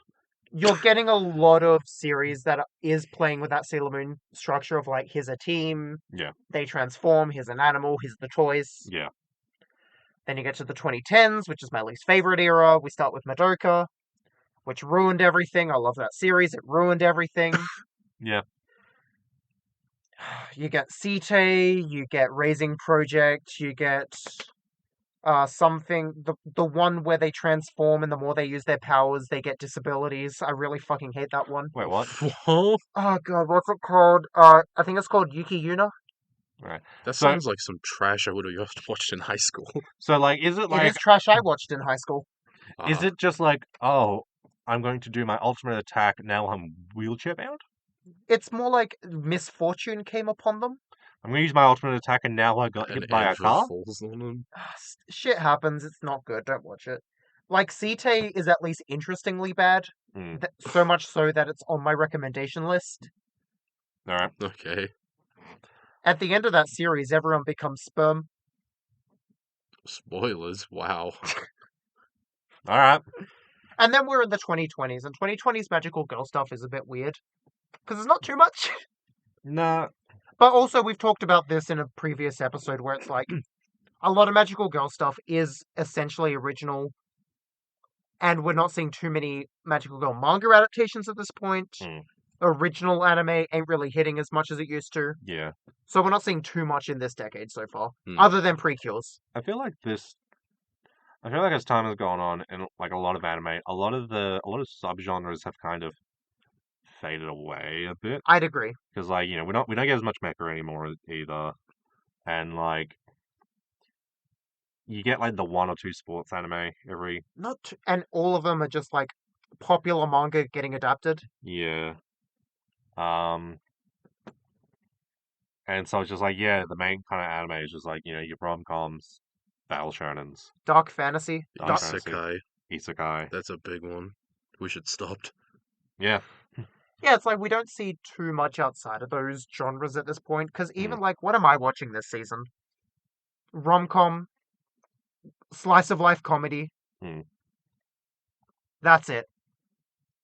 And a bunch of tokusatsu, but that doesn't count. Yeah, that's not anime. Yeah. And even in previous seasons, yeah, it's just rom-com and slice of life comedies. Yeah. Hmm.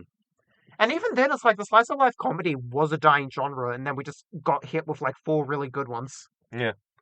I think it's that kind of thing. Like, it's kind of similar to like the modern arts industry. Because of just like with film, it's like, well, superhero movies are kind of dominating the blockbusters. You don't get too many like other massive films that are of different genres or different subgenres. When was the last like big like well, Liz, you'd actually be able to genuinely answer this. What was the last big like crime movie, like mafia movie? When did The Irishman come out? I don't know. 2020s, like early 2020s was when The Irishman came out. But again, yeah, crime movies. Do you know who's making those? Scorsese. No one else. John Clatu, I guess. And it's like some people might go, oh, like hey, this comic book film is that genre, but just comic book. It's like, sure, but like that's not really the same. It's like, what would like a crime superhero comic be? I mean, The Question. Question, yeah. Many Deaths of Vic Sage was a few years ago. Yeah, I'm more so meant like, what would be like a Marvel movie that's being made that like, oh, this is Damn, you said Marvel. okay. What's the superhero movie that? The Batman Part 2. Yeah, so I was like, oh, this Batman Part 2. Oh, sure, it's superhero, but like, it's actually a crime noir. Okay, cool. When was the last non-superhero crime noir? Oh, Yeesh. Yeah, no, that one's no. yeah. So I was like, and then like even with and then like in games, hey, your favorite subgenre, guess what? There's now an indie darling for it. No massive game is being made for your favorite subgenre, unless your favorite genre is Call of Duty or like FIFA or something like that. Like, Ball and gun. Let's go. yeah.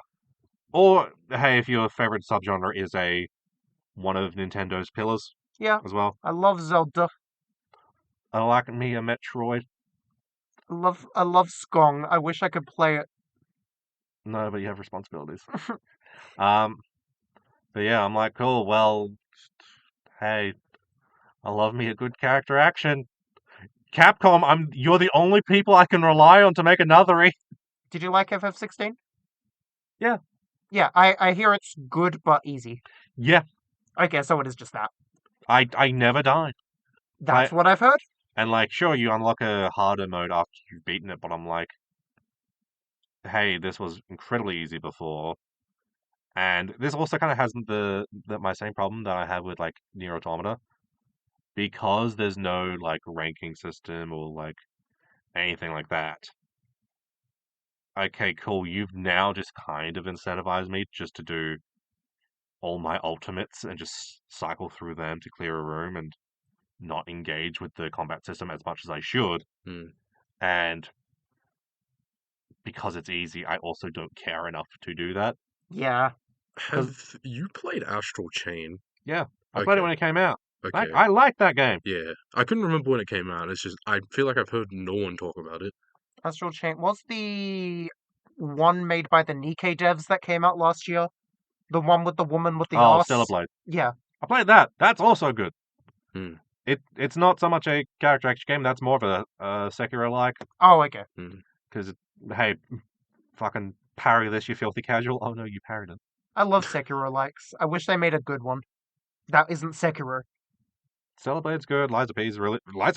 I thought Liza P was more of Bloodborne. Aesthetic-wise, but it's just parry, parry, parry. Okay.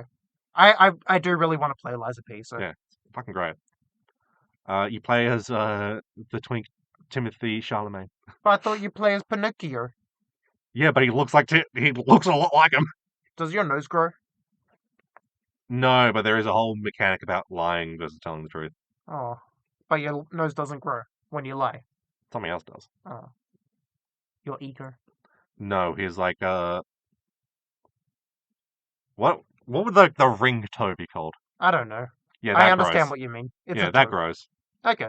But anyway. Anyway. Yeah, we see a lot of like a lot of these genres aren't really being supported as much anymore. Yeah, like you get it in like indie and like in indie scenes, but like the kind of large scale like subgenre anything just doesn't really exist as much as anymore. I think it's just because production is so much more expensive nowadays Yeah, that it's like you can't target a niche, you need to target the general. yeah, and like I feel like the way that a lot of people consume media nowadays is a lot different because like with film, it's people have talked about this to death because it's been explicitly stated, hey, because of the death of home media, things just aren't making as much money anymore. Yeah. You can't rely on DVD sales anymore because you don't get that from Netflix or Amazon Prime or whatever. And with games, it's just like, hey, budgets have bloated, dev time has bloated, and like turnover has fucking bloated. So we can't like afford to take risks. So that's why games like Hi-Fi Rush did really well, exceeded expectations like a motherfucker, won so many awards. That entire team got fired. Yeah. Yeah. Rip to real ones. Well, fuck you, Microsoft. You're a bunch of cunts. Which is, yeah, you go to indies for this stuff at this point. Yeah. So it's like, I can see that also being the case in anime. Because even though anime is reaching out to a wider audience, in doing so, they're becoming more generalized. Yeah. Hmm. And like, but you have the problem of, hey, anime is hard to make. Exactly. Doing that independently is very difficult. You can get some independent manga, like that'll probably be a lot easier to do, but like the distribution of that, just be webcomics. Yeah, exactly. Um, Which, in the independent manga scene, it is a lot easier to be picked up than it is in the Western comic scene if Yeah. you're independent. Mm. Because manga creators look at those sites, or publishers look at those sites. Yeah. Compared to Western comics, where it's like, you gotta know a guy. Yeah. And then it's also a thing of, hey, like, oh, hey, a publisher's like, oh, hey, I saw the story, I think it's good. With some tweaks, would you be willing to put it in our magazine? Yeah, sure. Western like American comics publisher looks at something and goes, oh, hey, Looks pretty cool. I think you're pretty talented. You want to write Batman? No? Well, fuck you then. Yeah, exactly. All right, fine. I'll go to one of the independent places. Oh, you guys aren't doing that great because not as many people read independent comics anymore. And then you get our hero, Mr. Oni Rider, who was discovered from Pixiv and was picked up. Yeah. Yeah, so it's like, at least in the manga scene, that there has been stories of that happening. Yeah. Yeah, so And it does happen occasionally in like the Western scene, but like I don't think it's much. definitely not as much. Yeah. It also is the thing that the Western scene isn't willing to drop old talent to bring in new people as much. Or not drop old talent, but like move on. I feel like the Japanese industry, like manga anime industry, is the exact same. Yes, but in the manga industry, people are willing to move aside for new people more often. Yes. I think it's more that you have one story. When your one story is done, You take a break. you take a break, yeah. which leaves room. When the Western comic scene, if you're a popular writer who ends their run, you're getting another run. Yeah. Which could be given to a newer creator. Mm. Like when JJK ended. There was a slot in Shonen Jump. Yeah. Like last year, like 5 big series ended. Yeah. And then like what?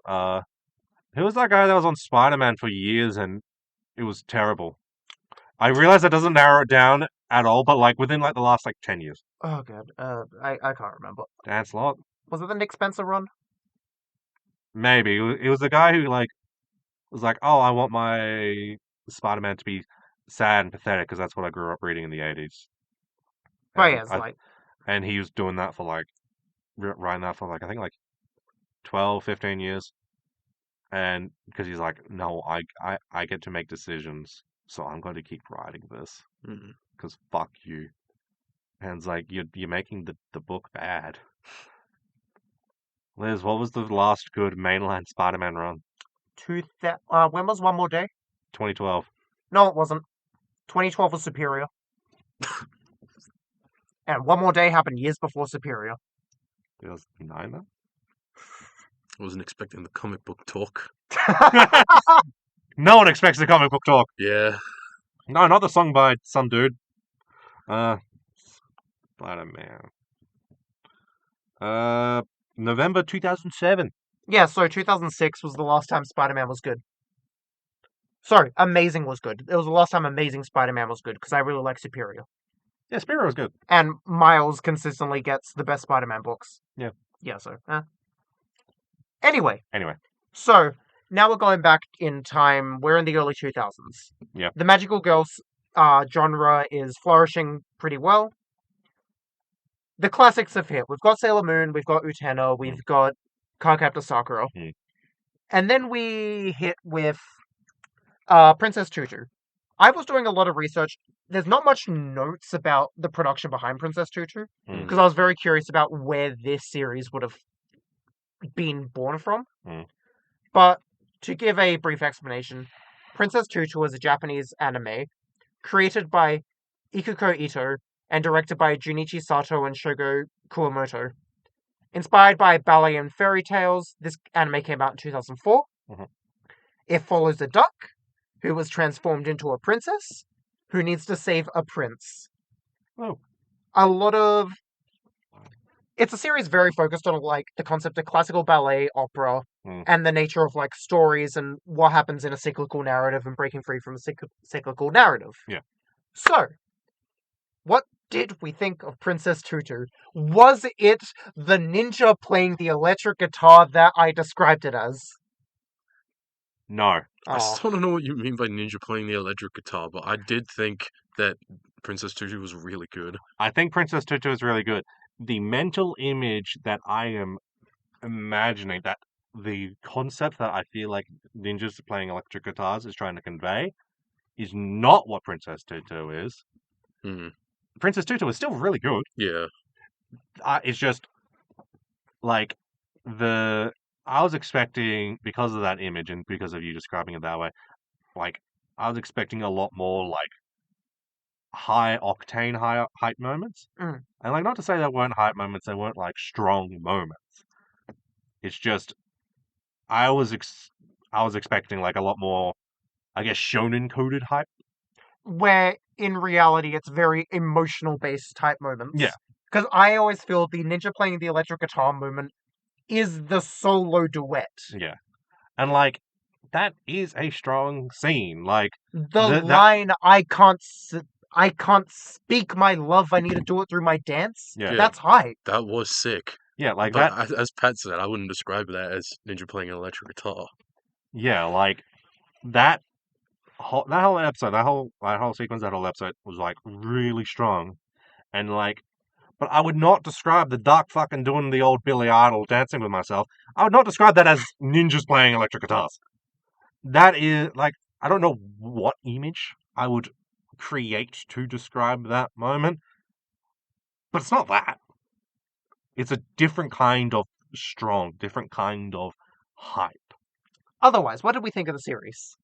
Pretty good. I said really good.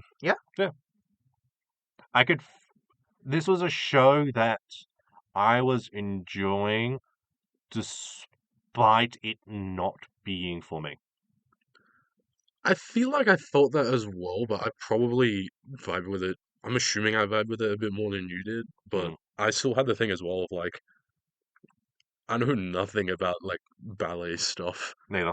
But I'm like, this is an interesting vessel to move the plot with, Yeah. or like an interesting thing to like have, uh, just be the like focus. I don't know how to explain it, but like, Ballet as the kind of core of, like, yeah, the ballet. The fights are them doing ballet yeah, rather than anything else. yeah. Ballet is a means of expressing emotion. Yeah. Hmm. Because, like, an idea behind a Magical Girl series is that you could say that the impetus of the genre is sexist in the sense that it's girls using their emotions to do the battles. Sure. Because it's like, oh, look at these women and their feelings that they use to fight. Mm. But what Princess Tutu does is they use that as, like, what is ballet if not a way to express emotion through movement? Hmm. And what's Princess Tutu doing? She's revitalizing someone's emotions through expressing her feelings. Yeah. Because, like, the base synopsis, if you haven't seen it, is just like, there's a duck. The duck makes a deal with a storyteller wizard man. Funny little guy. The duck can become a girl. The girl needs to help the prince get his emotions back. Mm. And so she does that. It's very Monster of the Week at a point. She meets a guy. The guy has the part of the heart. Mm. She dances to get the heart back. The prince gets the emotion back. Yeah. Through getting the emotion back, the prince feels pain. He's feeling negative emotions. Because she just keeps giving him negative emotions back.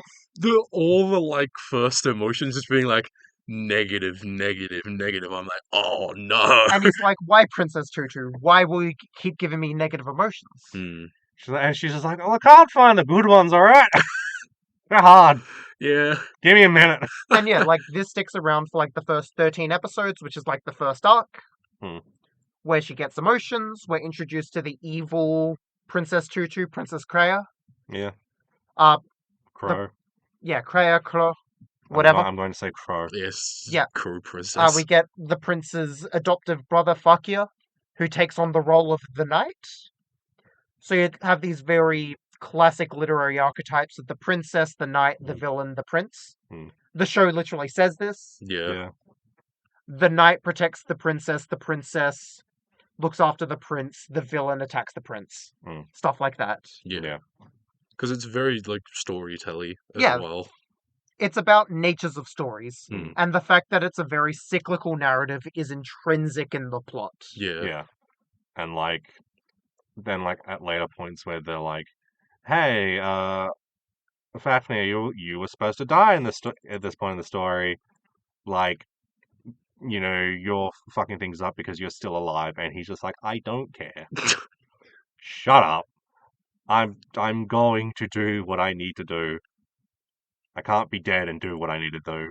Fuck you. Yeah, because, like, it's revealed later on that despite taking the role of the knight, Fakia's role is that of the storyteller. Yeah. And- Sick ass reveal, by the Yeah, way. which then that brings in the nature of what is the role of the storyteller? Because the storyteller isn't the classic literary character. The storyteller is outside of the nature of the characters. He's the one that creates them. Yeah. But in that first arc, at the end, you get the evil Kreia takes the prince. Tutu does her dance. She presents her love through a dance. Yeah. And she gets the love into his heart. Yeah. Good for her. She saved the prince. Yeah. Oh no. The prince is starting to act weird. Oh no. What happened? Who knows? It's not like we saw explicitly what happened. The love heart shot of his heart, it was infested with the crow blood. And now he's starting to act like a dick. No. Oh, no. Not my prince. How dare he be a prick? Whatever shall Princess Tutu do? Not a lot. Yeah, not a lot, because a lot of stuff happens and then she's just like... It's outside the nature of the story of the prince getting corrupted. Where it's like, she's still finding his heart shards, because she's like, I'm sure if I get them all together, he'll be okay. And also, and like at the same time, it's like, well, I don't know what to do with this. Yeah, that's all she can do and all she knows she like could do. So she just keeps getting more heart shards in hopes that like completing the heart might fix the poison or whatever. She's like, oh, the plot's progressed. Well, I've still got some collectibles to get, so I'll do that later. Yeah. Maybe I'll get like something after that. Who knows? Yeah, it's like that's when we get a lot more stuff with Fakia as a character. Where you get a lot of his backstory, you meet this girl that he grew up with, find out that he wrote stories, and when stories he wrote came true. Yeah. Then we are introduced to that next layer, where we're introduced to the concept of the storyteller character. Yeah. Who was the narrator the entire time. That was so sick. Where I was like, oh, I didn't realize he was going to become that important, since we only saw him at the start as the guy that made Duck a girl. But the thing is that like he made like Duck a real girl, but then he also shows up every now and again to try and push the story along. Yeah. And like they do kind of early on they do say like, oh hey, like this is the guy that wrote the story, these stories that quote unquote we're from, and it's like, oh well that's the dude who gave Tutu her powers. Well, I guess he is the architect of this story. They don't talk about how like he's still shaping it, but they're like, yeah, no, he wrote the story. He's the storyteller. He created the story, and then he died and didn't finish it.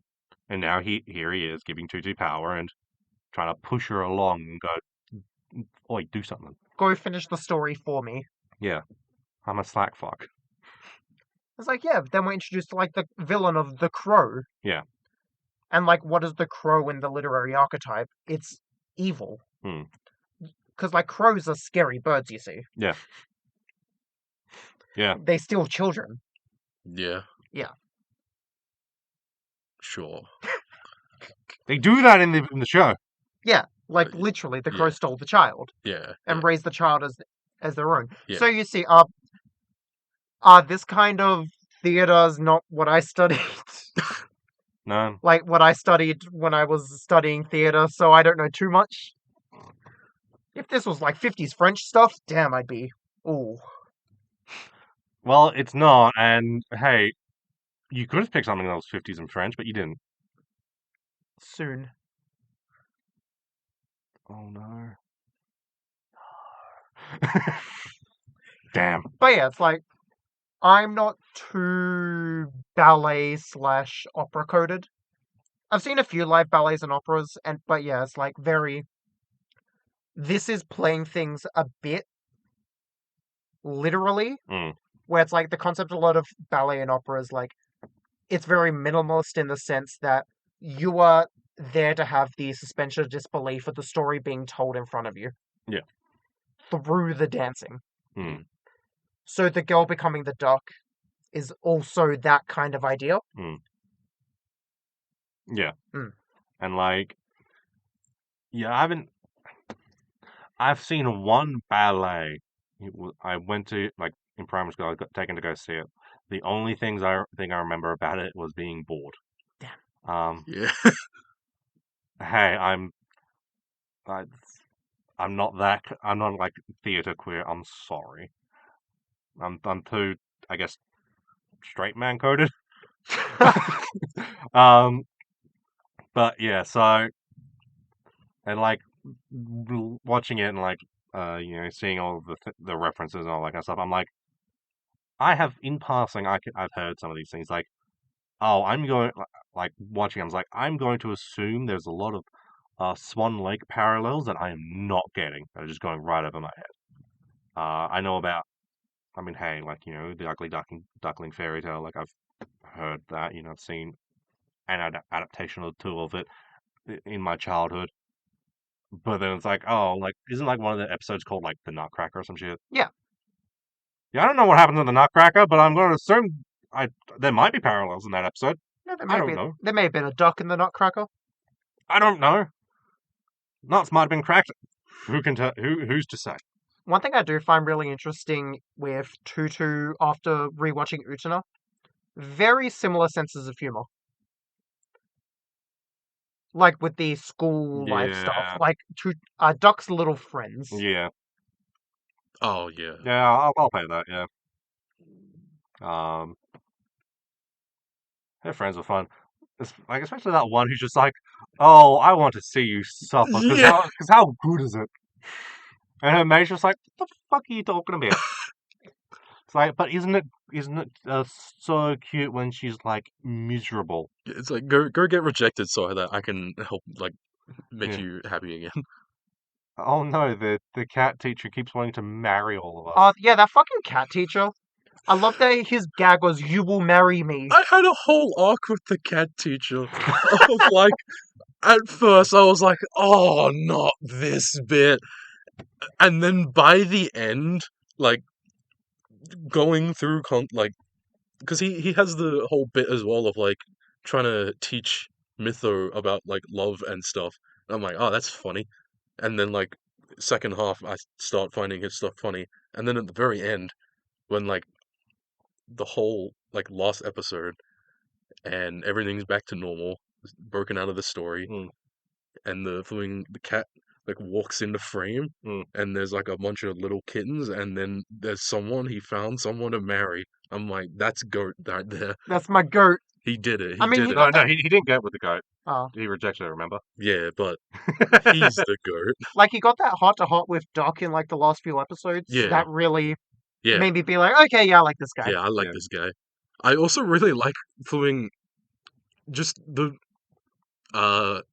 like he'll do his weird thing of like marry me whatever, and then he'll get rejected and then do that weird thing of like he'll like scratch the ground or like scratch his back on the ground or like Yeah, he'll do some weird catterism. yeah. Catterism. That was funny. Yeah. Yeah, I thought it was just this dude's fucked up. Yeah, Yeah, that's what I thought at first as well. Yeah. I mean, he's a cat. Of course he's fucked up. Yeah.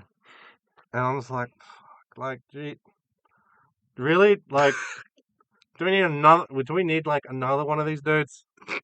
That's 2004. Yeah, but I'm like, You can't do this again. I'll fucking smack you in a minute.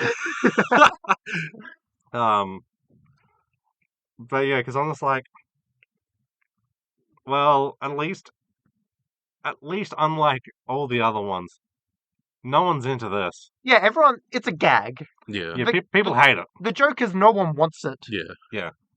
And Unless it's funny and because there were like a couple that did want it. Yeah, and but he's like, and I don't then want and then the cat said no. Yeah, it's like, oh, like all the romances is between like same-aged people, except for Mytho, he's weird. He's a story man. he's a sir. story man who's forever that age. Yeah. And also Duck not is a so- duck. Duck is a duck. We don't know how old Duck is. Probably duck aged. Yeah. Yeah, but like I don't think like that like yeah, because like Crow, yeah, she's regular person, and so is Fafnir. But like, I don't know how old Duck is supposed to Keep be. calling him Fafnir. Every time you say that, I get flashbanged by Soul doing the funny special move. But yeah, like Duck is. She is a character from the story. Yeah. These She's like Mitho. these 4 characters having their love square rhombus. That's fine. That's chill. Like, neat. That makes for some drama. That makes for some cool, good character moments, character development. No notes. Sweet. What's your favorite pairing? Pairing? Yeah. I like the duck and I like the crow. Of course you would. Your favorite pairing? I don't know if I have one. Damn. Because I think towards the start, I was kind of expecting it would be Duck and Prince at the end, or Duck and Mytho. But then the ending actually happened, and it ended up being like it was him and Crow, right? Yeah. Yeah. But then specifically, I really liked the bit of Fakia staying and like he's writing stories or whatever, and then Duck is hanging out with him. Yeah. I like that. They're buddies. Yeah. Because just like the development of Fakia as well throughout it, Yeah. of him going from my most hated character to most favorite character. Yeah, he has an arc and it's great. Yeah. Like, yeah, he starts out as just, oh, this is the villain. Yeah. Like, He has a scary sword. it's I'm certain that the intent is you're supposed to expect him to like think that he's the crow, Definitely. and then, oh, it's actually not him. He's the knight who's keeping the prince safe. But yeah. My favorite pairing is Fafnir and Duck. Not Fafnir and Ahiru. Fafnir and Duck. Because like when he's interacting with her as a duck, he's like it's like really cute. He's like, Yeah. oh, it's a cute duck. Yeah, he's letting his guard down and like he's like, yeah, it's just animal. Hmm. Yeah, I get to be like a genuine nice person, Yeah.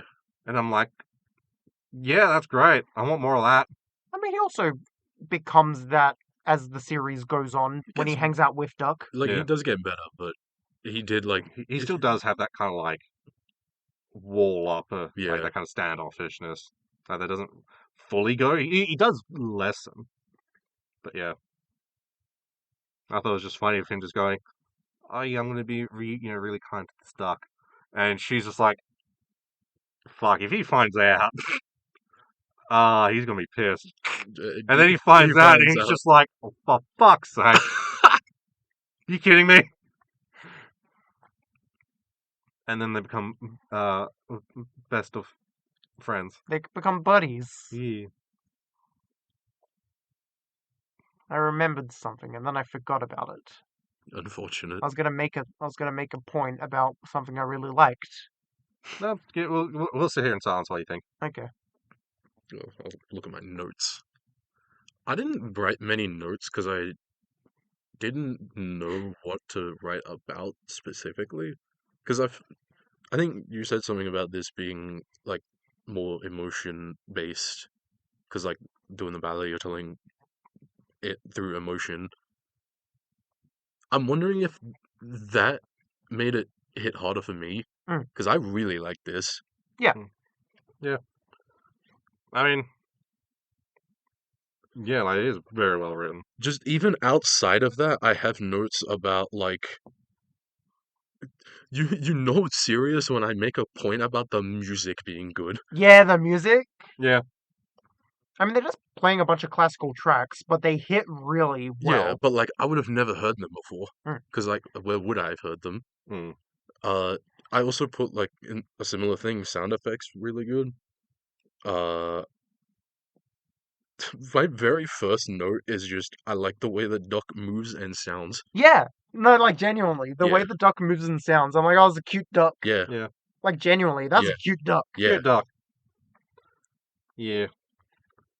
And like although for a while it did take me a little bit to kind of go, hang on, can the duck speak English while duck, or can the duck speak human language while duck, or is duck just quack and then just early on is just interacting with people who know what's going on? I think it's And just then it became clear of like, no, duck just can only duck. Yeah, yeah. duck can only make duck sounds. Yeah. And it's like, it's weird because it's like you have like cats and anteaters and sloths and other animals who can just speak, who can communicate, That's part of the story. but duck can't. Yeah, but Yeah. they're characters within the story, where Duck is from outside the story with Muto. Yeah, sure. Because like Duck wasn't supposed to be part of the story. Mm. It was just his name was Drosselmeyer that brought Duck in Yeah. to like make the plot start moving. Yeah. Okay, yeah. That makes sense then. But, yeah. But yeah, then as the narrative goes on, Duck gets more and more heart pieces. Prince gets more and more fucked up. He becomes a crow.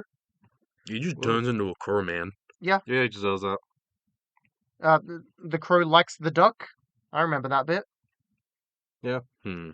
And then, oh no, he's gonna fly and meet the Crow King Oh, after Duck gets all the heart pieces together. yeah.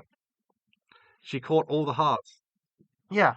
And then she has to do a dance, and then he becomes free and becomes the prince again. Hmm. Then we lead to the final episode, which is hype as shit. Good episode. Because, like, we get... What's his name? The brother. The brother? The storyteller man. Drosselmeyer? No, the Duck's friend. Why am I blanking? I said it's... Fuck you? Fuck yeah, thank God. I don't... Oh. Who's he the brother of? Oh, who's he the brother of? Shut up. No, explain. Why'd you call him Because brother? at the start of the series, they were like, oh, he's the adopted brother of Muto. Oh, I forgot about that. Yeah. Sure. Yeah, so that's why in my mind it's like, oh, he's the brother. Knight. Could have gone with that. We would have gone immediately. Yeah, I know. You went with the one that we That's didn't. not what my brain has put him under. Oh, my brain didn't put him as brother. But yeah, it's like you get Falkia being like, he is the storyteller now. Oh, I remember the thing I want to talk about. The bit where, when Duck is outside the story in Drosselmeyer's ROM. That was sick. And then the little guy starts turning the story backwards. Yeah. And I was like, oh, that's really cool. Yeah.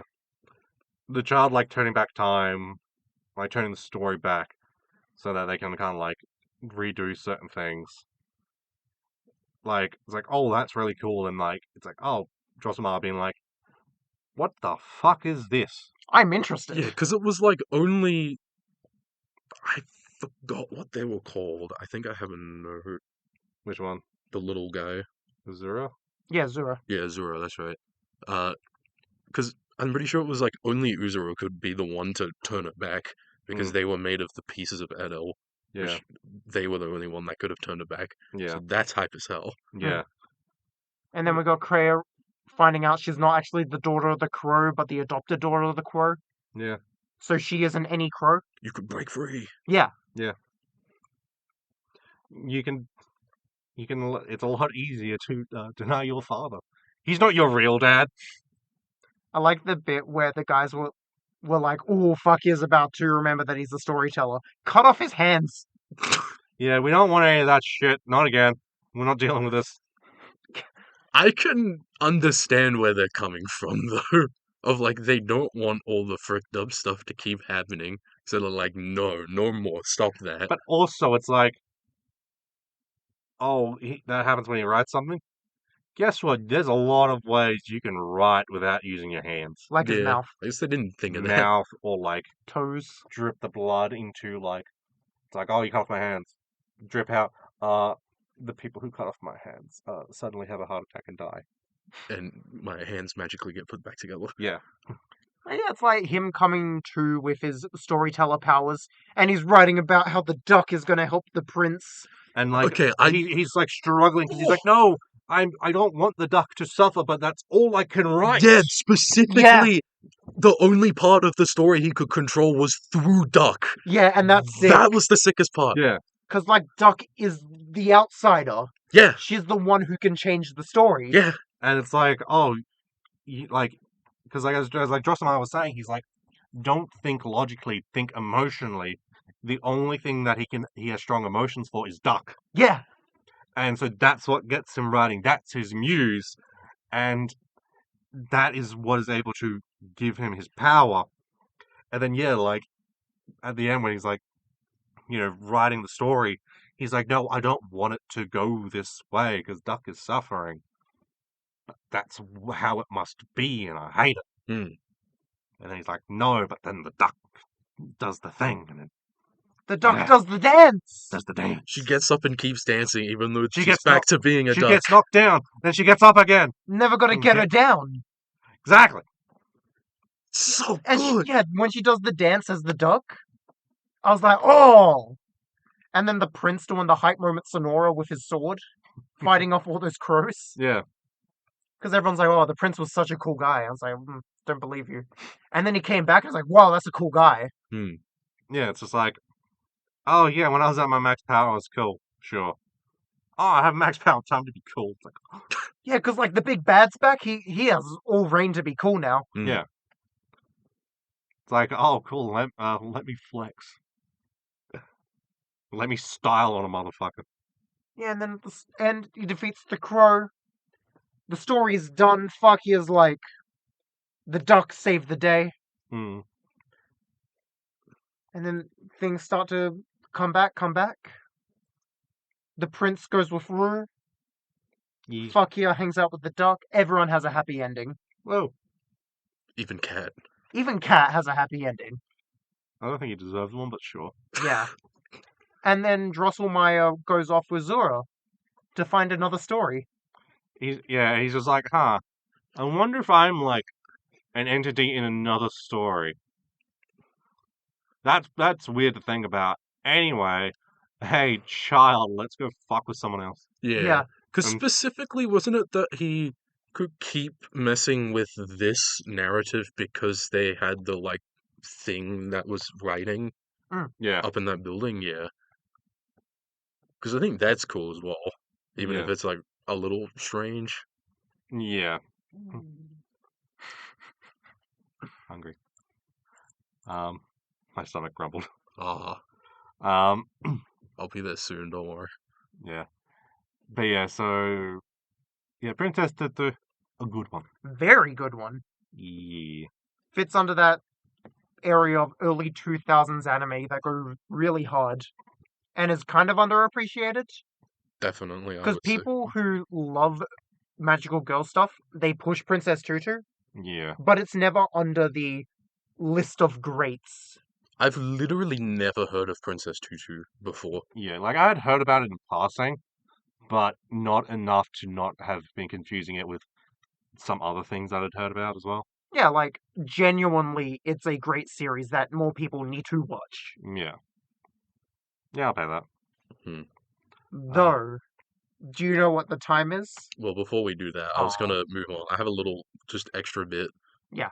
My personalized copy of Princess Tutu, for some reason, every episode defaulted to Polish subtitles. Oh yeah, so did mine. So, okay, Mine didn't. I had to manually switch it to English every single episode. I'm like, it's getting Yeah, annoying. that'd be annoying.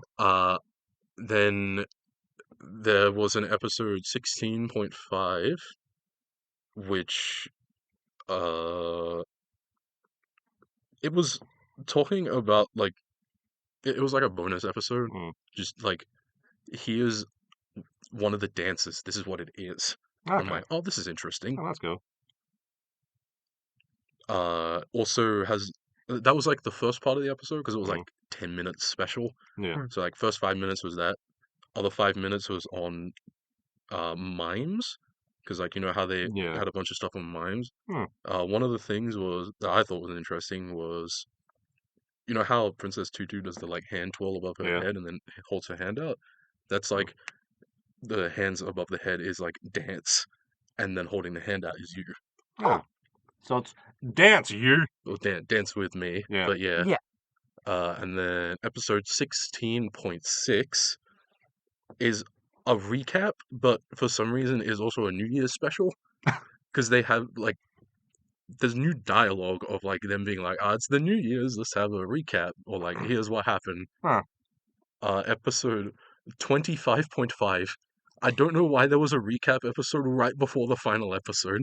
Yeah, I remember that. That was annoying. Mine didn't have that. Yeah. I think there was also like another folder with a bunch of extras, but I didn't look into that because I think it was just like creditless stuff plus a little bonus stuff. Actually, yeah, my copy did have like an extras folder, but like I clicked do not download on that because I'm like I don't need that. Fair enough. So yeah, that might have been why I didn't get it. But also mine defaulted to English subtitles, so I might have just been gotten a different personalized copy. Maybe, yeah. But yeah. Quickly, I do want to have a little bit of a tangent of magical girl stuff. So, time for the second episode of this podcast within a podcast. Magical stories about magical girls, right? Holy hell. It's finally time. So, unfortunately for me, there's no like fun name for this story, right? But it does involve a man giving like power to like a younger girl and an animal companion, right? So have either of you heard about a story involving a woman named Margaret Lovat in the 60s? No, I haven't. No. So,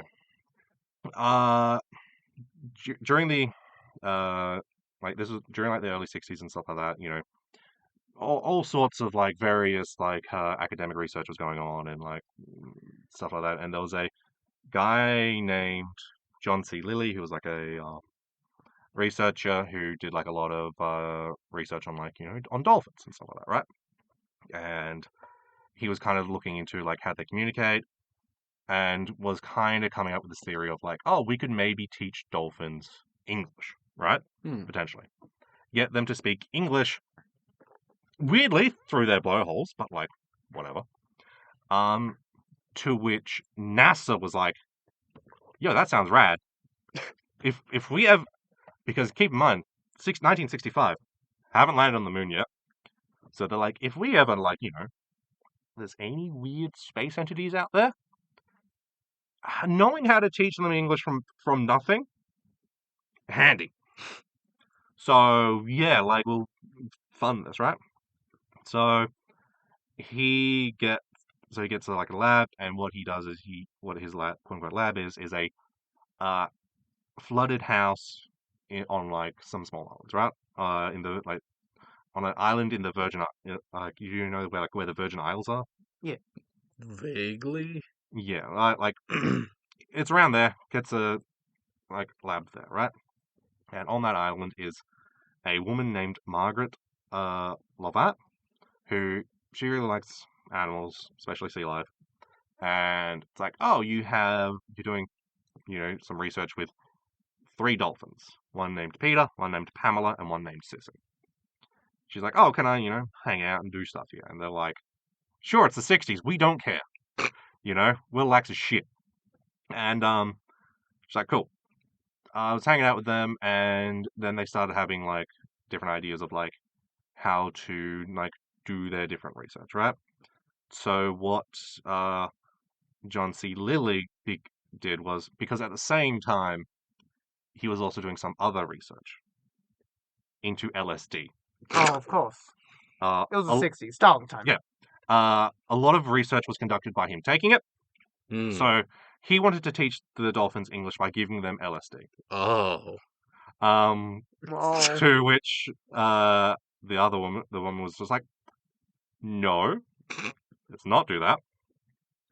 How about this? We'll kind of like, let's see who makes most progress. I'll get Peter, you can have the other 2, right? He's like, yeah, sure. He's doing his experiments, and like it's not going too well. Margaret, she's like kind of doing lessons with her dolphin, and things are going okay-ish. Like the dolphin's learning to copy her inflection. It's not really getting any words out, but it's kind of like doing weird things to kind of like get certain syllables out, right? Like apparently one thing it would do is to get like the M in Margaret out, it would like kind of like blow out like a bubble into the water at the same time as like rolling in and then rolling out, to kind of get that M sound, and then kind of copy the rest the rest of her name by like sounding out the kind of like inflections. And so it's like, oh, that was kind of cool. That's kind of weird. But then they ran into a problem, right? Which is that this dolphin was an adolescent dolphin, right? So, height of puberty. Oh no. And it's like, well, the two female dolphins are like downstairs. So, because this one was being kept in like a flooded room upstairs, the other two were like downstairs. It's like, okay, fine, we'll kind of move you down, deal with it, and then we'll finish the lesson. Eventually got to a point where this one was just like, this is becoming a massive pain in the ass. I'll just deal with it. I was hoping it wouldn't come to this. So, as that was going on, the guy who was also leading it, he was doing a lot more drugs and was just kind of getting more and more interested in that, and kind of stopped caring about the dolphin thing. And also like people found out about it. Also, so like NASA found out about what was going on, and other journalists found out about what was going on, and to which everyone's response was, "That's fucked up. Stop Yeah. giving the dolphins drugs. Don't stop giving the dolphins Don't drugs. bang the dolphin! Don't fuck the dolphin. I don't think she was fucking the dolphin. I think it was just handies. Okay, Still bad. that's a little bit better, but still not good. But yeah, so it's like, and so all of that, just like them getting out what they were doing, and the guy, the head researcher, losing interest, just tanked the project, right? And so Peter the dolphin, he got taken away and was put to this other like basically back where he came from, which was like another kind of like research lab, right? Where he then killed himself. What? How? So you know how like the dolphins had their blowhole where they they blow out the water and they kind of breathe back in. Yeah. Just He drowned himself. He just breathed in, went down, and then didn't come back up. Huh. Yeah. So yeah. And then, so this is not where the story ends, right? So the lead researcher, John Lilly, right? He started doing more drugs, right? Yes, He was doing a lot of LSD. I had seen reports of him also. He started, taking a lot of, Special K, or ketamine as it's more commonly known. It was the 60s. It was the style of the time. Yeah. Well, this is like more like getting into the early 70s. It was right? the 70s. It yeah. was definitely the style of that time. And one of the funnier parts of it was, as he started doing more drugs, he started believing in cosmic entities. Of course. Ah. The Ghetto Race. Quote unquote, there exists a cosmic coincidence control center with a galactic substation called Galactic Coincidence Control. Within the GCC is the Solar System Control Unit, within which is the Earth Coincidence Control Office. That is a real quote that this man has said, because he believed it. Again, you need to realize that this was a man who was respected, and even after all this, still kind of was, right? Damn. He also said, there are 9 conditions that should be followed by people who seek to experience coincidence in their own lives. By the way, instead of saying Earth Coincidence Control Office, I'm going to just say ECHO, because that's what it anagrams to, right? You must know/assume/simulate our existence in ECHO. You must be willing to accept your responsibility for control of your coincidences. You must exert your best capabilities for your survival programs and your own development as an advancing/advanced member of ECHO's Earthside Corps of controlled coincidence workers. You are expected to use your best intelligence in the service. You're expected to expect the unexpected every minute, every hour of every day and of every night. You must be able to maintain conscious thinking maintain consciousness/thinking/reasoning no matter what events we arrange to happen to you. Some of these events will seem cataclysmic / catastrophic / overwhelming. Remember to stay aware no matter what happens / apparently happens to you. You are in our training program for life. There is no escape from it. We, not you, control the long-term coincidences. You, not we, control the shorter-term coincidences by our own efforts. Your major mission on Earth is to discover / create that which we do to control the long-term coincidence patterns. You're being trained on Earth to do this job. When your mission on planet Earth is completed, you will no longer be required to remain / return there. Remember the motto passed to us. Cosmic love is absolutely ruthless and highly indifferent. It teaches its lessons whether you like them or not. So, that is a respected researcher, right? And one thing that I find very funny is that the way I found out about this story is that, as I said, Earth Coincidence Control Office, ECCO Echo. So that story was heard by someone at a game company called Appaloosa Interactive in Hungary, right? One of the directors, he never said that is relevant to anything that they worked on, but he had, at different points in time, did say that he liked that guy's writings. So, a lot of people are wondering if there's a connections between that and their first game, which was a launch title for the Sega Mega Drive, Echo the Dolphin, where you fight off alien invaders. Oh, that's why that game's like that. Yeah! Yeah, you said Echo, and I was like, oh, like the dolphin? Yeah! Oh, Echo the Dolphin! yeah, I know that guy. I haven't heard of this game. It was a launch title for the Mega Drive and was like a decent Sega franchise for at least a little bit. From 92 to 2000. It was like, oh hey, here's a cool Sega franchise. Based on all that. So yeah. And as I said, it's got our magical girl staples. It's got a guy who's weird and out there giving a young girl abilities and a animal companion, and things get weird. Tell me that's not just a magical girl story. Sure. I'll believe you. So, who's ready to open our hearts and catch them? So, before we get into Heartcatch Precure, let's get some Precure.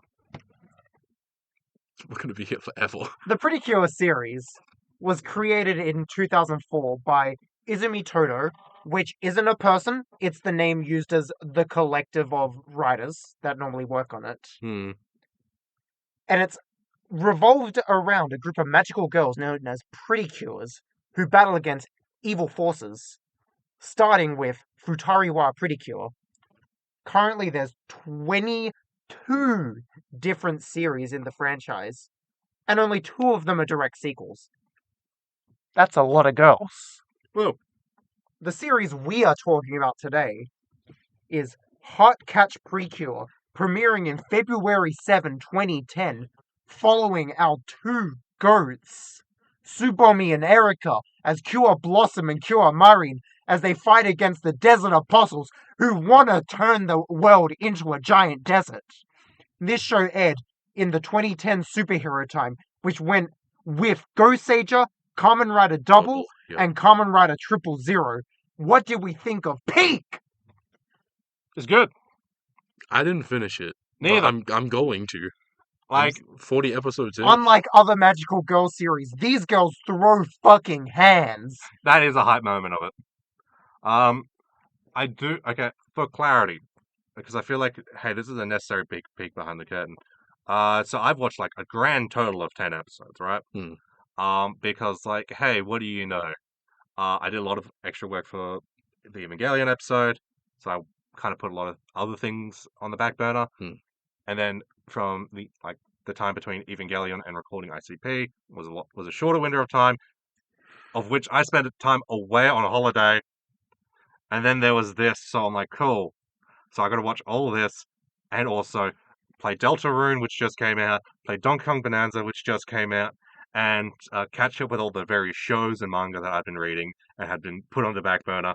So I'm sorry, I didn't watch much of it. That's fair. Okay, so you're being wondering why are they fighting so hand to hand? That is because the director of Futari wa Precure, Daisuke Nishio, used to work on Dragon Ball. Oh, Yeah, That's pretty cool. and the idea of the protagonist being a duo partially came from the Rush Hour movies. I know nothing about the Yup. Rush Hour movies. So I feel like that kind of builds the theme. These are girls who transform into magical beings from stupid fairies. Hmm. And they throw hands. They have some magic powers. Their finishing moves are beams. yeah. But normally they're throwing hands. Yeah. I do like that Blossom has done like just also throws other things of just like like Blossom complete punch and just like body slam someone. Yeah, They keep body slamming. Yeah. Like, but they call it like grander and grander things. because here's the thing. Blossom and Marion, they kind of suck. They're kind of not strong. Maureen has flipping Maureen Impact where she self-destructs Yeah, she does it in the opening when she's like, all the time. Yeah. It's so funny. it's like, yeah, these two kind of suck. We get our third Cure Sunshine, Mm. who's pretty cool. Yeah. Kind of carries the team for a bit because she's the only one who knows how to fight. Like actual training. Yeah. And then a bit later in the series, oh my god, Yuri gets her powers back. She's Cure Moonlight. We have a real Precure that can help us. And it's really funny because it's like, wow, we have Cure Moonlight on the team. She's so strong. Okay, everyone needs a power up like right now. Like right now, everyone fucking needs a power up because otherwise Moonlight's just carrying it. Yeah. Because for reference, Pat, the episode where Moonlight gets her powers back, she beats all four of like the villains. Damn. She kicks the shit out of Dark Precure, then she kicks the shit out of the other three. As the others are struggling against the goobers. Damn. Yeah. That's strong. Pretty good. So, there's one thing I've been thinking of since I watched the first episode not that long ago, which is so when it's like, oh, you need to transform. Oh, what I've transformed. What is this? Oh, hey, you need to come up with a hero name for yourself. Yeah. If you're put on, hey, Liz, if you're put on the spot and you have these fucking little gremlins yelling at you, come up with a hero name. What are you coming up with? That's the thing. I'm probably not coming up with something good. Cure awesome. I would do something like that, Yeah. straight up. Freak. Cure freak. Yeah, Cure Freak. Yeah. So fun. Okay, it's like, it's important. What color am I? Purple. Yeah. Purple. That's Okay, the you're issue. purple. Liz is yellow. Hell yeah. I don't know what color I am. Brown. Why am I brown? Why is he brown? I don't know. First color that came to mind. I think red, but I know that that's purely because of your getter profile pictures being Red is protagonist colors. Yeah, Not in Precure, that's pink, but yeah. none of us are the protagonists. No. Yeah, no. So, fun fact. So Itsuki's transformation into Cure Sunshine.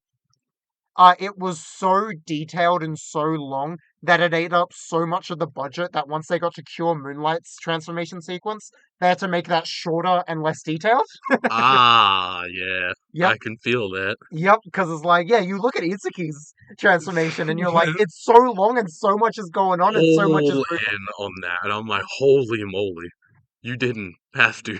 Yeah, for a character that honestly doesn't do that much. Yeah. I like Itsuki. The cis trans girl, good for her. Yeah. She becomes a lot less cool once she joins up with the two idiots. Yeah. Yuri stays cool once she joins up with the idiots. Yeah, because she's not hanging out with them, losing brain cells all the time. Yeah, unfortunately, they're eating her brain cells and they're not being processed properly. Yeah. No. I just love how they look. Yeah, no, it's really good. They are balls of creatures. Yeah. Visually really good. Yeah, it's I like, like how they look a lot. like Sailor Moon. This series has a tuxedo mask mysterious guy. Yeah. Hey, Pat, do you want to know who the tuxedo mask mysterious guy is? Isn't it Blossom's grandpa? It Well, is. it's technically. It is, but it's actually the grandmother's fairy It's who's turning into him. It's the grandmother's fairy taking the form of her most beloved. You can't see my look of disgust and / scowl, Yeah, yeah. audience members. But yeah. What? Yeah, What? yeah. Yeah, It's a really funny reveal. it is. Sure, alright, fair, And it's fine. like, he keeps showing up again in that form, so I'm like, yeah. Okay, if it makes it any better, Tsubomi did like Hot Guy, as they were called, but the second she found out that it was based on the form of her grandfather, she immediately lost interest. She was like, no, that is my grandfather Yeah, in the form of a fairy. yeah. Hey, speaking of which, what about those fairies? You mean Okay, this Fulamoko? is where my opinions come in. Oh, yeah, you do have strong fairy opinions. Yeah, so Cologne, awesome, love that guy. The other flipping Shipray and Kofra, I think they were called. Oh, fucking the baby one. I'm neutral. Potpourri, I want to punt into a wall sometimes. I feel that about all three. At the start I was like, because I saw Shipray and Kofra were like the ones that were doing stuff, and I'm like, oh no, you better not be who I think you're gonna be. You're gonna be very annoying, aren't you? And then they turn out to be not that annoying. I'm pretty neutral on them. I think they're okay. Potpourri though, holy fucking moly, Potpourri. Jesus Christ, you are annoying. Stop talking about Itsuki. Sometimes they're okay. I think they're funny sometimes, but like, filming summer vacation ends and Itsuki has to go to school, but Potpourri hasn't done training to be still like a doll yet, so that she has to be separated, and she's crying constantly, and I'm like, shut up, shut up. Like, I get that you're supposed to be a baby, but shut up.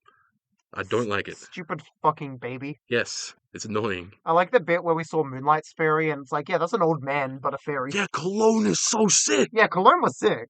Yeah. Love that guy. Cologne is like that kind of thing. I'm like, this is like, I get that this is supposed to be silly, and it is, but like, nah, fuck it. He's cool. He can get in. Like, The coolest Precure gets the coolest fairy. Yeah, I think I probably made a note of this, of like, when they're stanced up with their fairies, the fairies give them negative aura. Yeah, Especially Itsuki. Because like Itsuki has really good aura, but then Potpourri has that much negative aura that it's still negative. damn. You can't look tough. the aura drainers. They don't look tough at all, except Cologne. Cologne looks tough. I love that guy. Genuinely. I think he has aura. Not the other three. Cologne got that fucking Big the Cat aura. Yeah, Yeah, he's yeah, cool. I Cologne like it. does have the big the cat aura. All of them, no, I don't like them. I think they're funny. They're funny. Yeah. Like, there was one episode where filming Koffret was the blue one, I think. Yeah. She's just like, oh, they're just like fed up with Erica's everything and just leaves They're like, for Eric. a bit. Yeah, Erica, stop fucking. Yeah. Yeah. I'm like, that was funny. Fucking love Erica. Yeah, little fun. creature. Love that Both thing. of them are creatures. Yeah, but especially Erica. Yeah, Erica's a gremlin. Yeah, Even more so. I love the faces. Yes. Yeah. Okay, so here's a bit of a Precure fun fact. So, like, when Futariwa was made, Hmm. it was like, normal magical girl show was pretty popular, sold many toys. Then they made Futariwa Max Art, which is a sequel series. Nobody fucking liked that. Oh, no. Then they went to Splash Star. Hmm. It was pretty similar to Futariwa, only lasted one season. I think after that sequel season failed, they didn't really want to do any more sequel seasons. Hmm. Then they made Yes Precure, which was a banger and a hit, and they made a sequel series. But then Didn't it finished. take them that But long. then it finished, and they're like, "What the fuck do we do now? We just had this banger series." And then also a lot of staff left at this time. Oh, damn. So then we got onto a pretty, like, experimental era of Precure. Mm. So right before Heartcatch, we got Fresh Precure, which was like a shot in the dark to have a way to save the series. I'm not sure if you've seen Fresh Precure I haven't You seen. know we haven't. This or is seen what the. it looks like. I haven't seen any Precure. I didn't even know Precure existed. Like until a while ago. and then it's like very like distinct style. Yeah. Very like modern anime style as of 2009. And then it's like I was so pissed because this wasn't in my download of Heartcatch, but at the end of every series is a trailer for the next series. So you got these very modern designs, and then at the end you got the trailer for Heartcatch, and it's like, here's these freaks, and it's like, yeah, here's Heartcatch, and it's like, can we keep the series going after Fresh? And it's like Heartcatch really succeeded. Yeah, I'm looking at the designs of Fresh. I'm like, Show me. that's some 2009. Yeah, that's a very 2009 looking anime. Like But like Magical. they look too normal. Yeah. Yeah, so imagine watching the last episode of that show and then seeing the trailer for Heartcatch. I would have been like, yes, take me to Heartcatch now. Yeah, so there was no trailer for the next series after my download of Heartcatch. So other Robin showed me the trailer in the 240p resolution that would have been at the time. And yeah, I got fucking jump scared. Let me get that trailer up. Let me get that trailer up. Where is it? Where the fuck is it? I had a big talk about Precure this morning. Here's the trailer for Sweet Precure. Sweet as in Suite. This is what they would have seen after Heartcatch finished.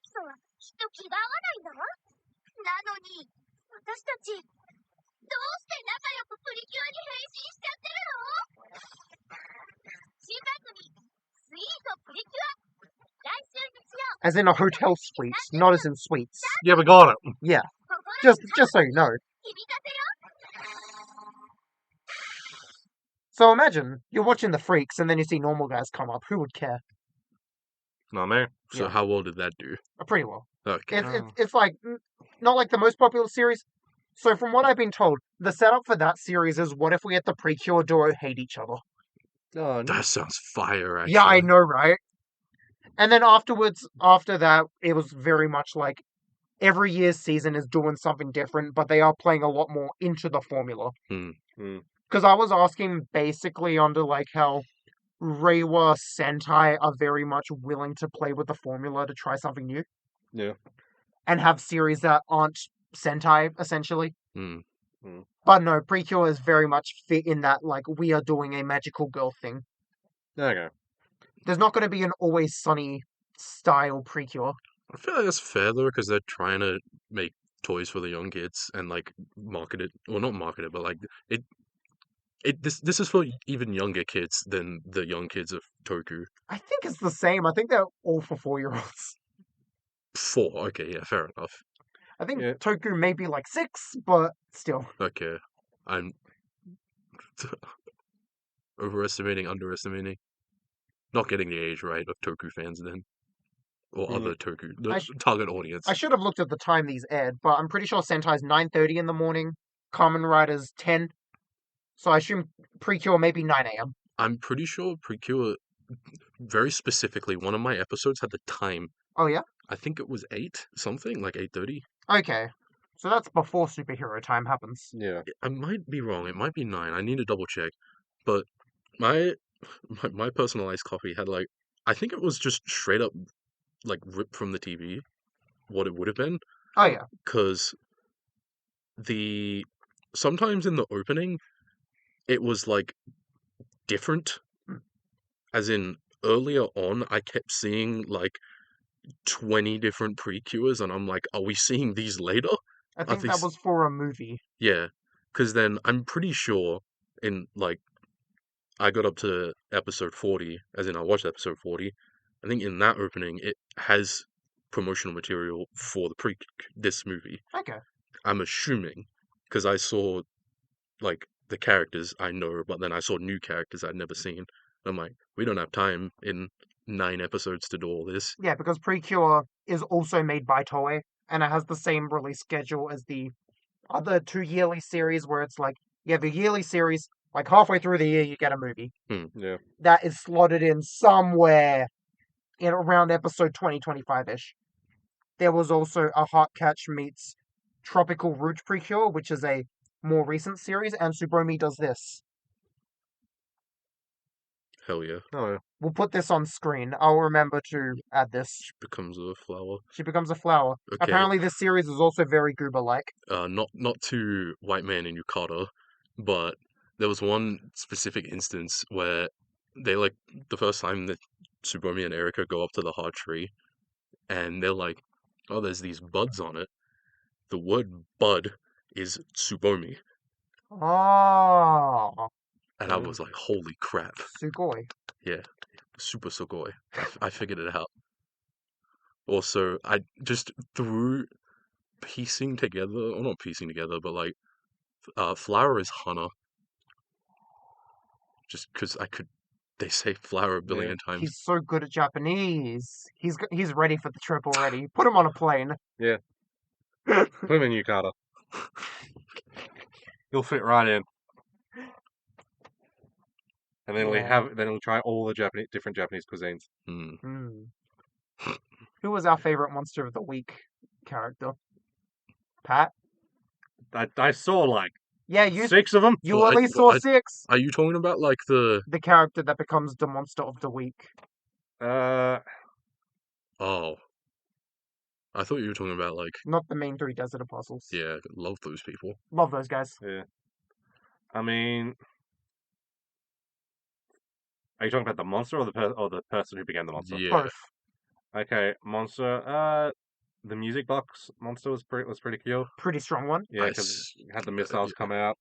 In terms of people, like, I feel like the soccer girl was cool because she's like, when you meet, now that I've become older, I have to deal with sexism. This is bullshit.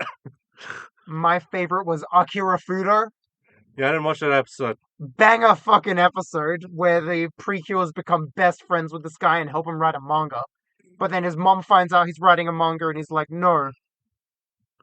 Because he looks like a delinquent guy, and Yeah, everyone's he's like, called "Oh, Boss. he's the big scary man. We don't want to talk with him." I can't remember if they But- gave him a name. They just call him Boss. No, he's. Is it Ken? Oh yeah, Ken. No, Bon. Bon? Bon and Ken are both his names. Like Bon-kun and Ken-kun, I'm pretty sure. Pretty sure Bon-kun is a nickname. Yeah, but still a name. Yeah, because he's a bancho. bancho. Yeah. Okay. But yeah, they still call him that, I'm pretty sure. But yeah, it's like that guy's my favorite. He comes back a lot. Yeah, I mean, you asked what's my favorite grunt monster, and I can't remember any of them. What about character that becomes Grunt Monster? I forget who turns bad You and then becomes good. Well, Like, how am I supposed to remember that? damn, you don't like Bon-kun? I like him, but like, I'm not gonna. I can't believe. Okay, the other reason I hate that baby fucking fairy, I hate. At least if you're gonna hate like properly, their name is Potpourri. Okay, the reason I hate Potpourri was like to Bon-kun, hey, what's up? And Bon-kun's like, I want to become a Precure. And Potpourri's like, fuck you, I'm going to somewhere else. Don't you remember this? No, at the start they were like, "Oh, maybe you're the Precure," and then Bonkum was happy. He was like, "Oh, I'm the Precure. Let's freaking go." Yeah, and then Potpourri didn't go back. Yeah, because Potpourri's like, "Oh no, it's not you," and just leaves. Yeah, fucking transphobic fucking fairy. Piece of shit. You don't pass enough. You can't go become a Precure. Mm. What a piece of shit. And then Bon got used by a fucking blonde gay boy. Damn, wish I was What me. in the hell was that? Devil man. Oh, okay. Fucking Potpourri. Oh, God. Remember the feed the baby moment? You should have watched the feed the baby moment by episode 10. I say I watched 10 episodes. Not consecutive episodes. I got to episode 6 and then I sent you the message of, what one should I watch for the sake of the podcast? I think you get the And then feed the baby moment by then. And then I skipped to, I think you told me to watch episode 10 and 25.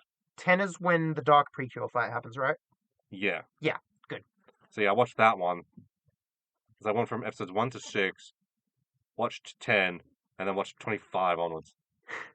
Which was, I only got to me like 27 because like, hey, that was this morning, and hey, I was out for a bit. The feed the baby moment is basically like towards the start. Shipra and Kofret get hungry, and they're like, "Oh, we gotta feed them. What are we feeding them?" And then they go to Kope Sama and then get like these little, like Oh, like the baby bottle thing. yeah, the baby bottle bottles, things. where they feed the baby. Yeah, I think I've seen. you probably saw them like randomly as Yeah. they were eating in a different I episode. think Yeah. they do drink it in the opening. Yeah, they're drinking it in episode 10. They are drinking from it. Hmm. Or maybe So it must have been in one of those 3 or episodes. maybe you like skipped. episode 25. Like, yeah, they are drinking it from it, and I'm like, oh, of course, baby. Yeah. Yeah, because you can buy the toy now. Yeah, Yeah. and I'm just like, where did this third one come from? Like, Doesn't matter. The- Fucking hate it. the other two, I'm like, fine, like, fucking whatever the names are, like, Full Mocha.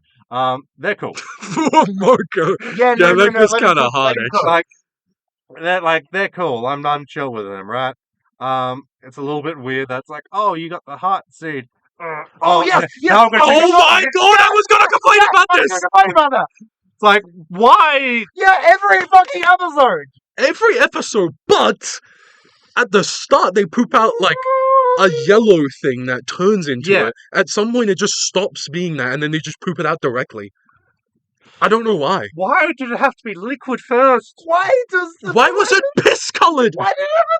Why did the animators be like, oh yeah, so to get the hot seat, they're gonna poop it?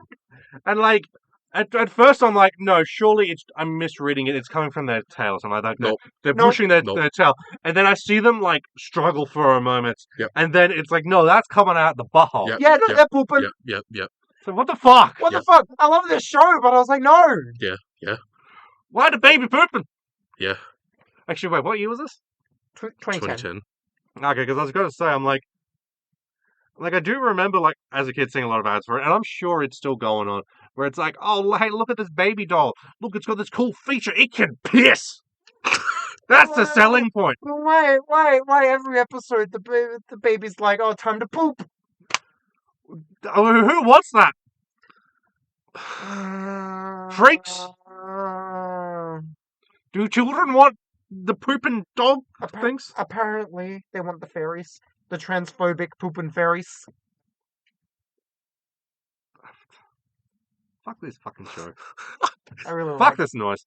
The last 5 episodes were really good, but this guy didn't get to them. I'll watch them tomorrow. From what I watched, I genuinely enjoyed it. Honestly, out of the 3 things we watched for this, what I've seen of Heartcatch is my favorite. Yeah, Heartcatch is easily my favorite. Heartcatch and Princess Tutu are 2 very different things. Yes, Yeah. but Which is- even then, this is still my favorite. The animation in the last 5 episodes, you're like, oh! They spend the rest of the money. No, because, like, do you remember the episode where Cure Moonlight comes back? Yeah. And then she does the 4 1v1s and they're all fucking sick? Just while we're on Cool Moonlight, by the way, transformation with like the hair thing, she Yeah. like flings it back Yeah. and like makes it. God, it's sick.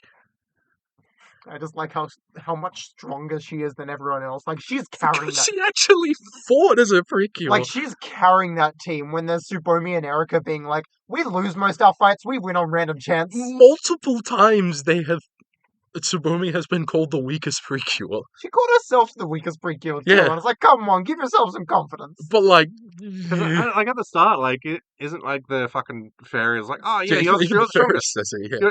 You're like real strong. You're the strongest. It's like, yeah. Oh. Fuck. All right. Damn. Like, They were like, oh, you're the granddaughter of Pure Flower, you must be strong. yeah. Oh, you've done no physical training whatsoever. You've got the constitution of a wet paper bag. Even like the shonen villain man of the group, of the evil group, is like, oh, you're too weak for me to fight. God, I love Kumojaki. Yeah. Yeah, from what I've seen of him, he's cool. I don't even know if I can call him my favorite is the thing. Because I also really like Kobraja. There's some shit that happens in the last 5 episodes that Oh, I know. that tells me that there's the Doctor is my favorite. Because he does shit. Okay, well, yeah, he hasn't done anything yet. Yeah. Depending on what we do next time, I'll try and finish it. The Precure update segment. Yeah. I'd love to talk about it again. That would be hype. I mean, hey, we did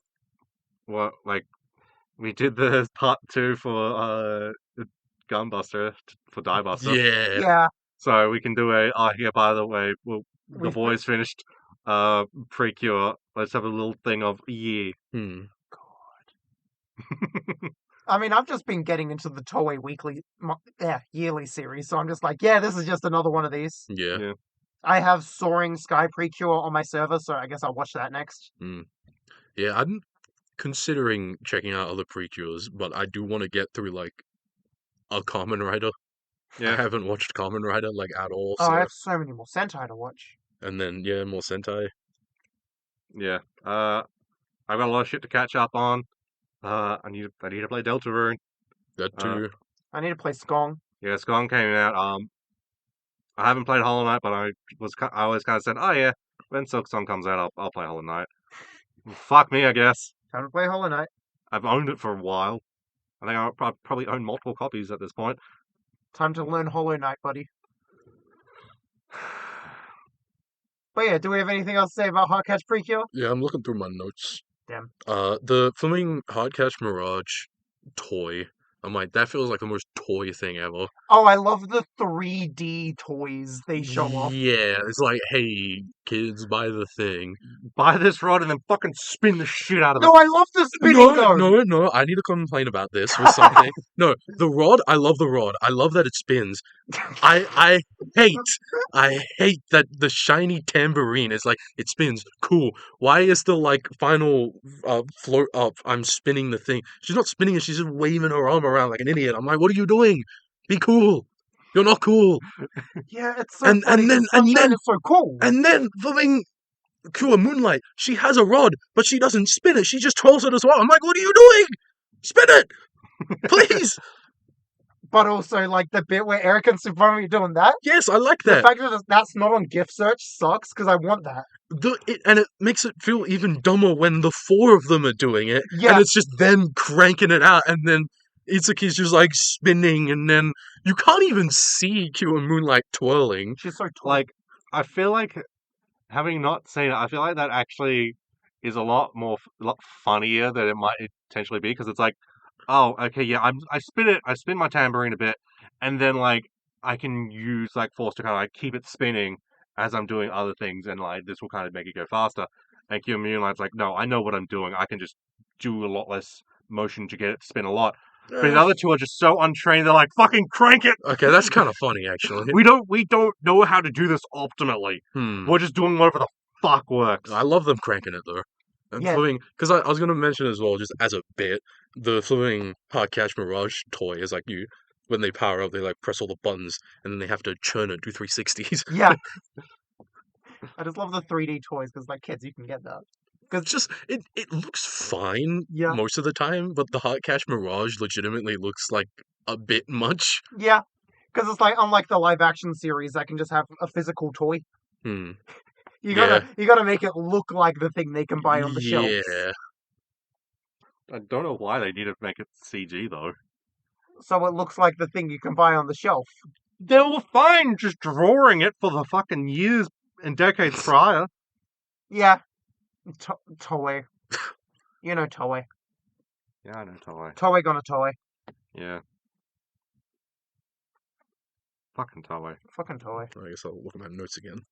Yeah. Why is he pooping out the heart seed? I swear, every episode I'm like, why is he pooping it? Yeah, it's kind of unsettling. Well, here's the thing about Itsuki. I feel like while she is the cis trans woman joke is funny, that is a very tired trope of the type of character she is. I'm the girl who's pretending to be a guy, but I secretly want to be girly. Yeah, Because she's trying to play onto the Haruka trope of like, I'm the masculine magical girl. Haruka? Sorry, Michiru. I'm still confused. Sailor Moon. Was it Jupiter? No, Other one? No. Uranus. Uranus. Yep, Yeah, sorry, yeah, I was okay, blanking. yeah. I could see you two dying. I'm like, no, Yeah, I'm I gonna let was this so roll. No, here's the confused. thing. I always say Haruka or Michiru, so I'm like, oh yeah, they're a pairs, but I can't remember which one's which. I remember them by the planets. Yeah, you know how Sailor Uranus was very masculine. Yeah. Yeah, it's like Yeah. it's obviously that they're trying to play into that trope, except it's like we're not going all the way because Uranus stays very masculine androgynous. I feel like, especially with like the latest stuff that Sailor Moon does, and having not seen much of Sunshine, and like what they like in their day to day outside of like the 2 episodes that they briefly appear in that I've seen at the start. As I said before, I was under the impression that it's more of like that like old lady theater kind of tropes. It's Yeah. like kind of leaning into that iconography. I could be wrong No, because because you've seen more of the show and you know that know more of this. iconography is sticking to it. Yeah, Where the way Sunshine works, it's wanting to break the taboo. Can a girl be feminine? How woke. Yeah, how woke a woman can be feminine. Because you see this trope a lot in shoujo, you see it a lot in music anime of like, here's the masculine girl. Oh no, she has to be performative because that's what everyone expects. It's a trope you see a fucking lot. yeah. I'm sick of it. It's probably my first. Well, I've probably seen it before. You've seen it. You've watched School Idol Project, even though you've forgotten everything about it. That's in that. Okay, well, I'm not going to count that. Yeah. It's probably been things that I've seen, but hey, I'm not quote unquote like I didn't retain it. Yeah, this is Yeah, my first time being aware that I'm consuming that. Like, here's the thing. In 2010, the trope wasn't as tired as it is now.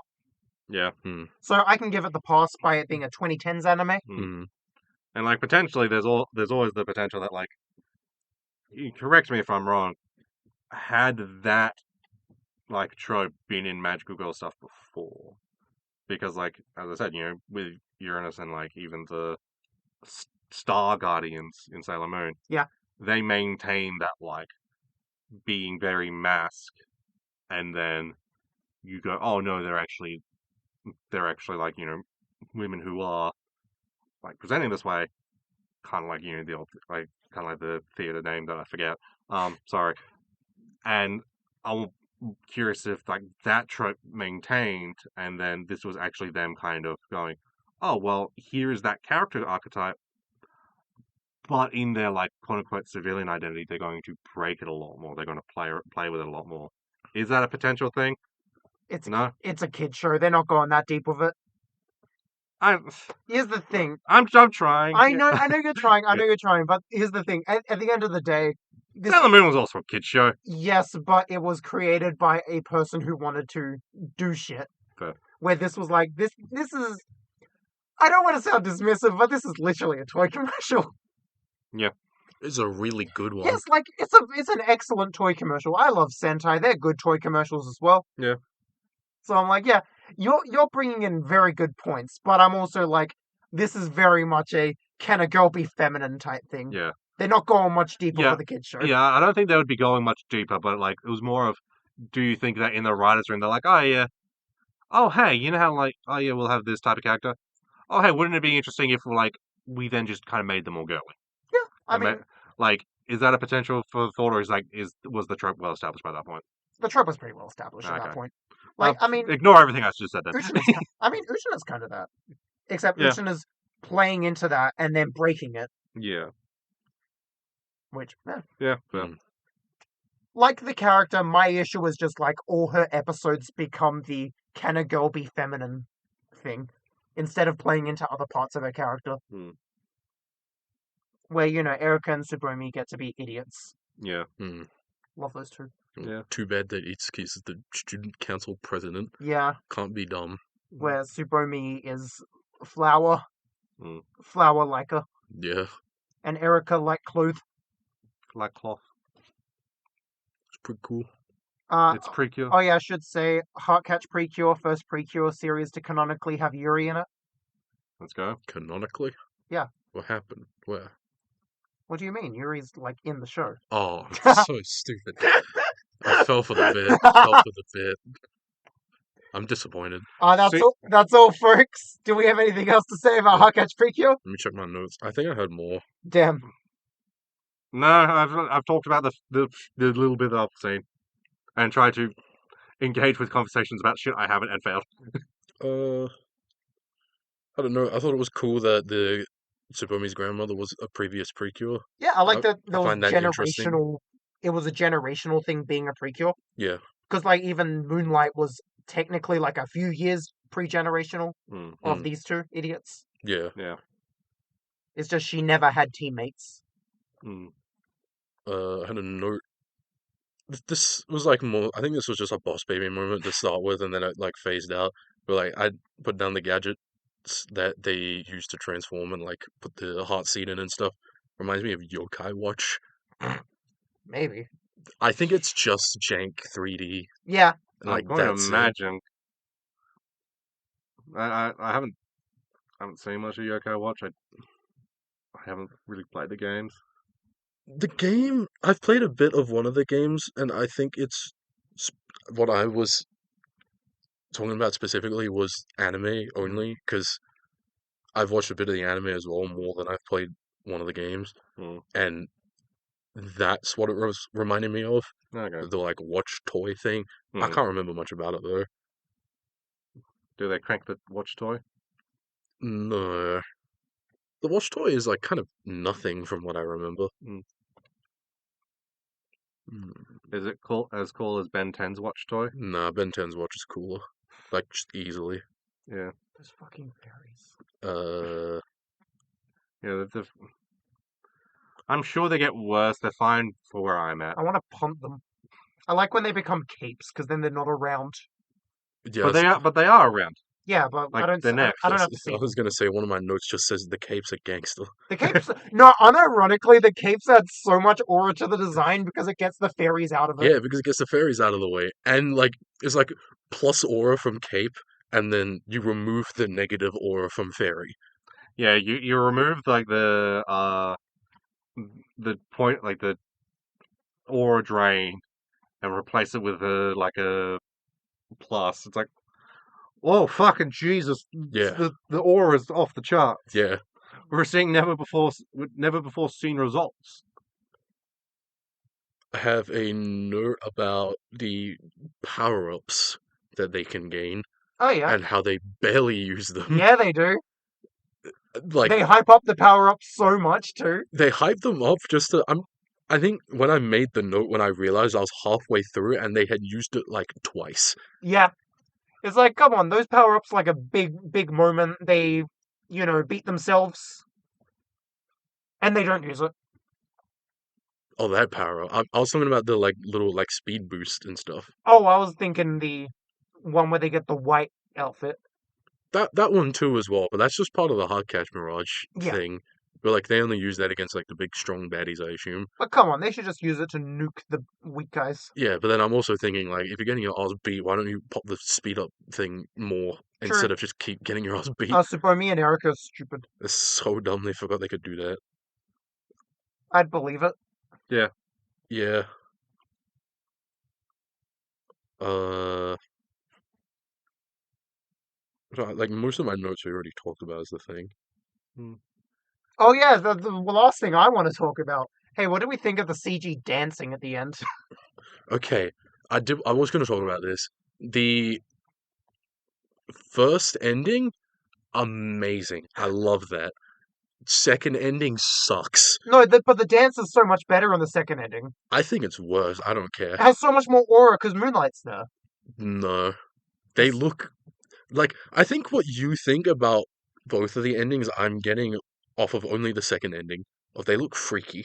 Yeah, they do. Yeah, but like I don't feel that towards the first ending. I think the first ending is like fucking marionette dolls being puppeted. Yeah, in front of the first ending fully understand that. is like a fucking jump scare. You watch the episode, you're like, cool, and then like this early PS2 Yeah, cutscene starts playing, and you're like, what the fuck is this? I fully get that, but I like it a lot. Like it grew on me after a bit. As someone who's played their fair few like early PS2 bullshit. Yeah, hey, I fuck with it, right? Second ending seems fine. I don't see too many examples of it. I think with the second ending, what makes it look better for me is that it's in a darker area. So the jank of the models doesn't really show as much as in a very well-lit classroom. Well, it's that plus. I'm pretty sure they only use the transformed models. Yeah. They don't show the untransformed ones at all. The songs are good, though. I don't like the second one as much. Damn. Like, to the extent of, I don't think I'm going to put it on my Spotify playlist. Damn. It doesn't hit as much. Like, the first ending hits so well. And, like, the second one just falls on his face. It's so sad. Okay, so rank the openings and endings for Heartcatch, and Princess Tutu. Okay, well, if I'm going to talk about the Princess Tutu opening, is He didn't like it. no, shut up, idiot. The thing is that I thought it was really interesting. I'd never seen an opening like that before. That style of music just doesn't hit with me because I'm not built for that. I think it's cool. It's a really good opening. It's just not for me. Hmm. I can't remember what the ending was. It was dark as a duck in the pond. Yeah. Or Yeah, sleep, like but having like a nap. I straight up can't remember the song. So that's So my I guess bad. Heartcatch opening win. Well, yeah, easily. Damn. I think the Princess Tutu like opening closing like would they go on my Spotify? No. Do I think that they're like really like nice and well done? Yeah. Yeah. And like if I'm going to re-listen to any of the songs, it's probably going to be the Heartcatch opening. But like I'm like no, the Princess Tutu opening and ending I feel is a lot stronger. Yeah. Okay. Fair enough. My favorite is the Sailor Moon opening. It's been many years since I've watched that, but like it is a strong one. Fighting evil by moonlight. But No, like, sorry, fighting evil by moonlight. I read, Finding love by daylight. I read the book, so I Yeah. don't know what the Wait, opening your sounds download like. didn't come off an opening? No. Well, mine did. Damn. It really is personalized. Mine might have. I just didn't watch it because I'm like, yeah. Yeah, you've already seen the opening, so why would you need to watch it again? Hey, guess what? I'm older, so I got to watch this shit on Cheese TV back in the day. Yeah, exactly. So, Damn. unfortunately, you got the download without the opening. Yeah, so I saw this shit live. Whoa. I only remember like one episode, kind of vaguely. But my mum would like when talking about like the shows we watched as kids, she'd always mention Sailor Moon. So I'm like, I must have watched a lot more than I remember because Hmm. I barely remember it. Mum remembers it very well. Damn. I'm like, I thought it was just Dragon Ball, Digimon, and Pokemon. Your mom was like, "Oh, remember when you And were Ninja watching Turtles. Devilman?" I'm like, I was watching Devilman. Yeah. I'm like, which one? She's like, oh, the Netflix one. I'm like, what do you mean? That wasn't out yet. She's like, oh yeah. She was like, "Oh, remember the time when he said Amon is eating shit in hell? I'm Devilman." Yeah, I'm like, wow. And then I start rummaging through a box. I'm like, oh, we had the OVAs on VHS. Damn. You're looking through a photo album, and then you're like, "Wait, that's not me." That's Amon. Gotta love Devilman. Devilman good. So Apparently, Sailor Mars, you watched Devilman as a kid. yeah, Toei Devilman though. I had Still. another little funny thing. I thought was funny. One of the episodes was specifically the uh was it summer break episode where they have to do their homework, Mm. and there was like Stupid they Erica. they made a whole army of children that didn't want to do their homework, Mm. like turned into the Desertarians. Hilarious. Cobb Raja broke the fourth wall and like looked straight into the screen and was like, "If you don't do your homework, I will turn you into a Desertarian as Damn. well." That's big. Essentially did that, and I'm like, that's a really funny way of scaring children into doing their homework. Yeah. I like that. Yeah, actually. Yeah. Yeah. I got halfway through that episode before I had to stop it and come here. Ah, Damn, you missed it. Yeah, missed it. then you also missed the machine gun pooping from the fairies. I'm glad I did. Yeah, they They didn't show it. You just hear the sound effect. Just like the pop, pop, pop, Yeah, pop, just pop, the pop, pop like 7 of them or something fucking hell. because they beat a bunch of Desertarians. I hate them so Yeah, much. yeah. Imagine if, like, because there was 7, it's just like you hear this like grunting, and then it's just like as if the dog got like the runs or something like that, and just all kind of like Could poured you out. shut up? Apparently, in Tropical Rouge, the fairy can't talk, and that makes me really interested in watching it. Ooh, Let's go. it can't negative aura itself. That sounds No, good. we can negative aura. No, Okay, it's a it's cool little significantly little seal guy. Okay, I'll show you what let's see where this is going because I'm like that might be cool. cool little seal. Oh yeah, That's a cute little seal. Yeah, cute little seal. like that guy. Yeah, it's like that's a lot cuter than the stupid transphobic fairies. Do the other to like be transphobic, or is it just I yellow? think it's literally just Yeah, they're cool with potpourri. yellow though, so it's like, oh, guilt by association. And I was gonna say as well, just Yeah. with potpourri, that reminded me. Fucking potpourri. Something not this isn't a thing with potpourri specifically, but just the word and what potpourri is like legitimately. Mm. They're in Sailor Moon they mentioned potpourri, Oh no. and I was like, oh, that's cool. It's like a perfume-ish thing. I'm not sure what it was. I searched it up and forgot it instantly. Yeah. But yeah, I was like, that's cool. So 'Cause like yeah, the other real yearly, word. so like the other yearly Toei series, Precure has themes. Yeah, The when it's theme of almost this one is perfume. perfume and But like, flowers. I don't know what Mm. Shipra and Kofred are supposed to be. I don't know. Because I tried searching them, but I couldn't spell their names correctly, so Then we got cologne. Cologne's the easiest So one. I Bologna. assume, so I assume it's all just types of things that smell good. That's what I'm guessing, yeah. Where's the fairy called deodorant? That was the first one. Yeah, that was the secret fairy. They killed that No, guy. no. The first one would be perfume. Then the second one would be hygiene. They fight the Smash player monster. Oh no, they're not strong enough to defeat it. Oh no, they don't have the Smash player Precure because they can't use the perfume. They can, and then it's like, oh, this is so tough. But I reckon we can fight this. What's that? Oh, the Yu-Gi-Oh player, fucking monster. Oh, no! we're doomed. Anyway, It's gonna ask me for a hand. It's gonna spit in its hand and ask me for a handshake. I think I'm done with my notes. The last one just says Persona 4. true. They did have to fight themselves. Yeah, but literally, like, the second I saw the other Subome come out, I wrote Persona 4 as a note, and then later on, where Erica was fighting her, like, other self, they literally called her the Shadow Self. And I'm like, oh my goodness. I called it. I should say before we finish, Heartcatch had two firsts. First, like, just evil Precure. Like, With Dark Precure? yep, first actual just evil Precure guy. Hmm. And first Precure team to have someone who's significantly older than the rest of them. Yeah. Yuri 17 compared to the 14 Yeah, of the 'cause others. Yuri's in high school. Yeah. Damn. So, I think we all liked Precure the most. Yeah. Yeah. Like, This I feel, isn't. I want to say, I think Princess Tutu is a better show. Precure is just a more fun watch. I Yeah. agree with that. That is where I lie. Yeah, I think for me specifically, I put them at like the same level of I really like both of them, but just I vibe with Precure more. Okay, now we must ask. Who would win at a dance-off? Tsubomi or Princess Tutu? Princess Tutu. Come on, you've seen Tsubomi dance, though. Yeah, but it's Princess Tutu whole shtick. Yeah, Princess Tutu, like easy dub. It's Yeah. like, who would win? A professional or someone who's pretty good?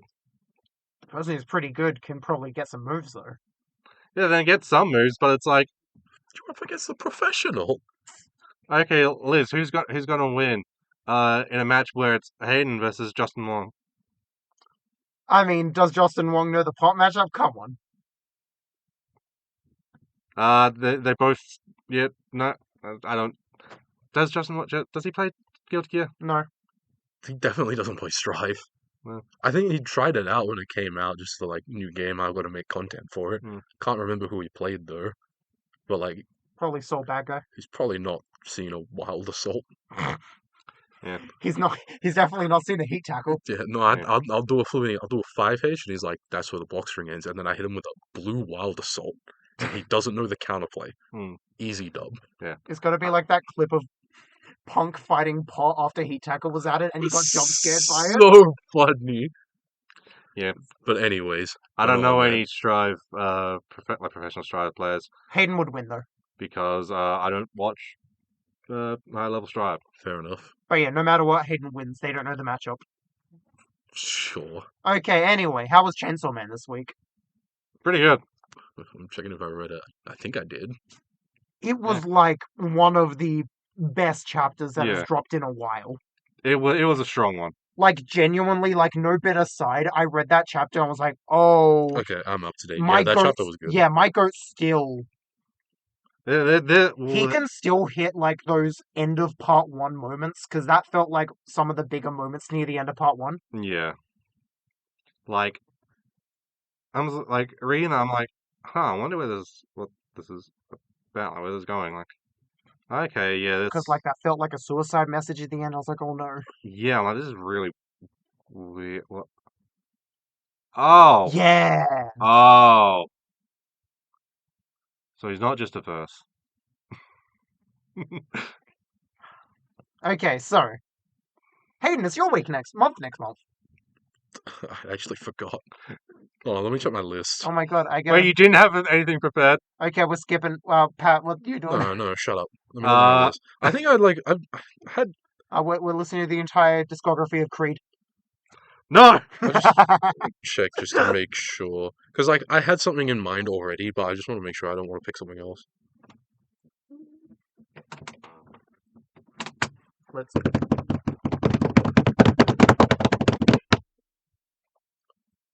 Let's do the Fast and Furious movies. Yay! Yay! All of them, even Hobbs and Shaw. What's one extra movie? Yeah. We might as well. Yay! Yay! We're a family. We're a family. Yeah, I'm excited. I've only watched one of them, but I thought it'd be interesting to do a film series. Hell yeah, I'm down. But Yeah, then no. also, I think out of everything that I've thought of that I want to do, this is probably on the shorter end, and I want to consume other things. So Yeah, I got a lot of shit to catch up on. Thank you. I Yes. did think like I could have picked Deltarune, but then that makes it feel like homework, and I don't want that. So Also, I feel like we'll do a Deltarune episode when the entire thing is out. yeah, that's true. We will do that. Hayden does the Skong episode, and I'm like, hell yeah. Why me? I don't I know. haven't played Hollow Knight. Yeah. Although before we do the Deltarune episode, we are doing a Homestuck episode, so like, look forward to that. That will actually be our longest episode. Yeah, it probably. Here's the thing, because of how long that thing is, it's probably going to be a multi-parter. Yeah, I don't think we can do that in a month. Yikes. Get ready for what will be longer, our Romance of the Three Kingdoms episode or our Homestuck episode. Homestuck. Liz, like Romance of the Three Kingdoms, like having not read it, just knowing it through cultural osmosis, I think like, oh yeah, there'll be a lot of things to talk about. That is very about how like oh, this part is really cool, this is very interesting, and like we can see where the influences for this and this originate from, and that'll be very fascinating. I think Homestuck will make you worse as a person Why do you want that for me? because it'd be funny.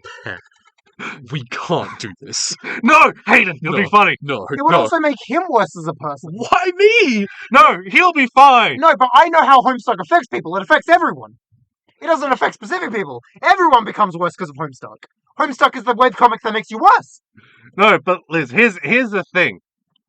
I feel like Hayden won't come out of it worse for the same reason that like I didn't come out of it like too scarred, because like the type of like online nerd that we are kind of like goes, oh, we are hit by this, and like sure there's going to be a bit of an effect, but we're going to be fine.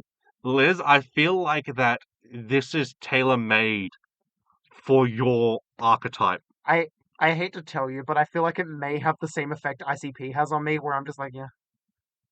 That's what I feel with Homestuck, that Yeah. I read it and I'm like, okay, yeah. Yeah, like, okay, you know what, fine, fuck it. Yeah, I'm exaggerating for a bit. Shush, fuck you. No, yeah, like realistically, I could end up worse, but also from what I understand of it, it's not the type of plot I like. Yeah, no, like, I think that, like, you would go, okay, It's yeah, pretentious white guy core, which I'm not really into. yeah,